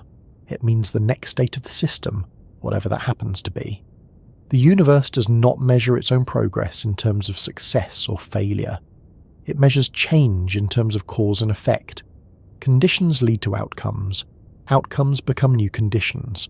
In that sense, the galaxy's journey is not a story with a moral or a lesson. It is a story of transformation. There is something gentle about placing your own life within that broader context. Your experiences, like the galaxy's changes, are part of a sequence rather than a straight line. Moments lead to other moments. Choices lead to new situations. Relationships evolve. You do not always know where a particular path will lead when you take the first step. Drifting forward together can be a way of acknowledging that uncertainty without needing to resolve it. On a more immediate level, this idea can soften the way you think about time. Instead of seeing time as something that pushes you forward, you can see it as something you move with. The minutes and hours are not forces acting on you from the outside. They are part of the same flow you are part of. This can make the present moment feel less like a point you are rushing past and more like a place you are inhabiting. The galaxy, in its own way, inhabits each moment of its existence. It does not skip ahead to its future state. It exists in the present configuration of stars, gas, and dark matter. Even as that configuration slowly changes, you can do the same. You can exist in this moment of your own life, even as you know that it will change into something else. Another way to approach this idea is through the notion of perspective. From a very distant point of view, the Milky Way is a single object, a faint spiral shape among countless others. From a closer view, it is a complex system of stars, clouds, and fields. From within it, it is the sky, the background of every night, the environment of every world it contains. Your own life can be seen in a similar way. From far away, it might be a small, brief event in a long history. From within, it is everything. Drifting forward together can mean holding both of these perspectives at once, without letting either one cancel out the other. You can care about the details of your own experience while also being aware that those details exist within a much larger story. There is also something quietly grounding about the idea that you're not travelling alone, even in a very abstract sense. Every person, every animal, every tree, every rock, every cloud of gas in space is part of the same overall motion. You are not set apart from the rest of the universe. You are included in it. This does not mean that the universe is watching you or guiding you in a personal way. It means that you and the universe share the same physical reality. Sometimes, in moments of isolation or uncertainty, it can help to remember that you are part of something that is much larger than your immediate circumstances, not because that makes your problems disappear, but because it can place them in a wider context. The galaxy's motion does not solve human concerns. It does not provide answers to personal questions. But it can offer a kind of background stability, a sense that there is a larger pattern continuing regardless of what happens in a single life. This can be a quiet source of comfort. You're part of a process that began long before you and will continue long after. Your presence is one brief, meaningful expression of that process. Another layer of this idea involves memory and record. The universe carries a kind of memory in its structure. The distribution of galaxies reflects conditions in the early universe. The composition of stars reflects earlier generations of stellar life. The presence of heavy elements reflects ancient explosions. Your own life carries memory too, in the form of experiences, knowledge, and stories. These memories shape how you move forward, how you interpret what happens next. Drifting forward together can be seen as carrying these different kinds of memory into the future, cosmic memory and personal memory intertwined in subtle ways. When you look at the night sky, you're seeing light that left its source long ago. You are, in a sense, looking into the past. The stars and galaxies you see are not exactly as they are now. They are as they were when their light began its journey toward you. This means that the present moment already includes layers of the past. The universe you experience is a blend of different times, all arriving at your eyes at once. In that sense, drifting forward together also means carrying the past with you, not just as memory, but as an active part of the present. Your own life works the same way. The present moment includes the influence of everything that came before it, your experiences, your learning, your relationships, your choices. You're not starting from zero each time you move forward. You're carrying a history with you. There is also a forward-looking side to this. The actions you take now become part of the conditions that shape what comes next. In a small way, you contribute to the future, just as the current state of the galaxy contributes to its own future configuration. This does not mean that every action has cosmic significance. It means that every action has some effect, however local and limited within the system you are part of. Drifting forward together can be a way of acknowledging that interconnectedness without placing a heavy burden of responsibility on it. You are part of a chain of cause and effect, but you're not responsible for the entire chain. The galaxy does not take responsibility for the shape of the universe. It responds to the conditions it finds itself in. You can respond to your own conditions in a similar way, doing what you can within your own sphere of influence. Another aspect of this idea involves the concept of wherever the galaxy goes. On a practical level, the galaxy's future path is shaped by gravity and the expansion of space. It will continue to move within the local group, eventually merge with Andromeda, and then drift within whatever larger structures remain bound in the far future. On a more reflective level, wherever the galaxy goes can be a way of pointing to the unknown. There are aspects of the universe's future that scientists can predict with some confidence, and there are aspects that remain uncertain. The nature of dark energy, the long-term fate of cosmic expansion, the ultimate behavior of matter and energy on the larger scales are still open questions. This uncertainty does not stop the galaxy from moving. It does not pause and wait for answers. It continues along its path. You can do the same in your own life. You do not have to have everything figured out before you move forward. You can carry on, responding to what is in front of you, adjusting as new information and experiences come in. There is a kind of trust in that process, not necessarily trust in a specific outcome, but trust in the ability to navigate change as it happens. The universe, again, provides a distant example. It has navigated enormous changes over its history. It has gone from a hot, dense state to a vast, structured cosmos filled with galaxies and stars. It has done this without a plan, driven by simple physical laws and the unfolding of initial conditions. This does not mean that the universe is successful in any human sense. It means that change is possible, that new structures can emerge from simple beginnings. Your own life, in a much smaller and more personal way, follows a similar pattern. New situations emerge from old ones. Relationships form and change. Skills develop. Perspectives shift. Drifting forward together can be a way of seeing these changes as part of a larger, ongoing movement rather than as isolated events. There is also a sensory aspect to this idea. Even now, as you sit or lie here, you are being carried by multiple layers of motion. The Earth rotates beneath you. It orbits the Sun. The Sun orbits the center of the galaxy. The galaxy moves through the local group. The local group moves within the cosmic web. You do not feel any of this directly. Your senses report the immediate environment, the texture of a surface, the sound of a room, the light around you.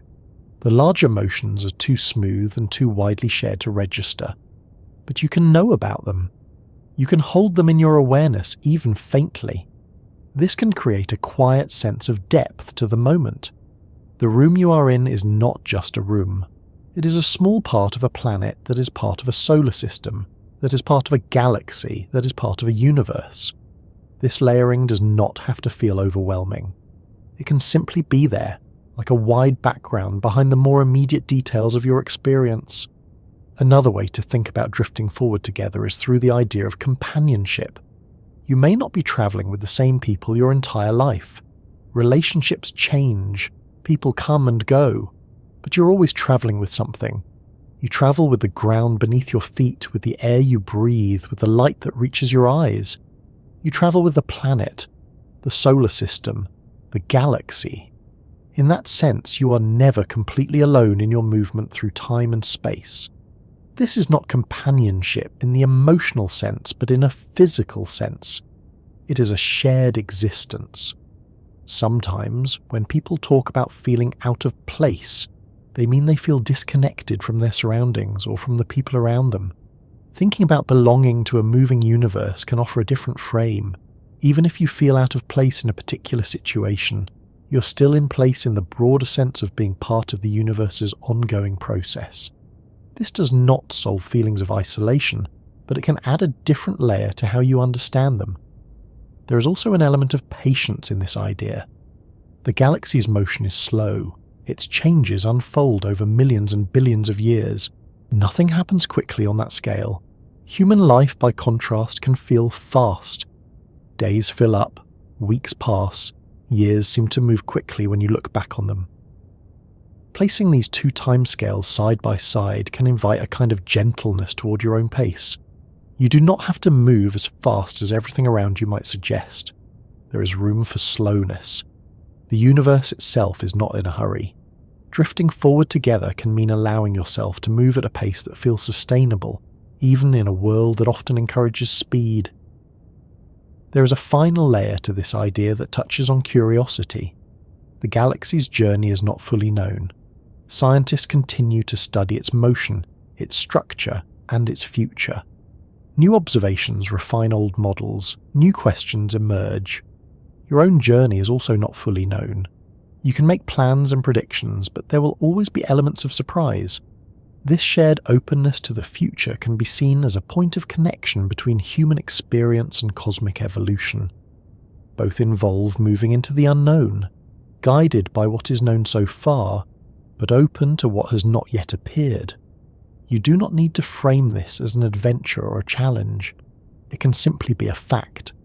The future is not fully written for galaxies or for people. As you sit with the idea of drifting forward together, you might notice how it shifts the feeling of the unknown from something to be feared into something to be held lightly. The galaxy will go wherever the interplay of gravity, mass, and expansion carries it. You will go wherever the interplay of choices, circumstances, and time carries you. Both journeys are part of the same universe, unfolding at different scales, with different kinds of awareness. There is no need to rush either one. You can let the thought of shared motion become a quiet backdrop, like a low, steady sound that you do not have to focus on but can return to if you want. The Milky Way continues its slow rotation, its long drift, its gradual changes.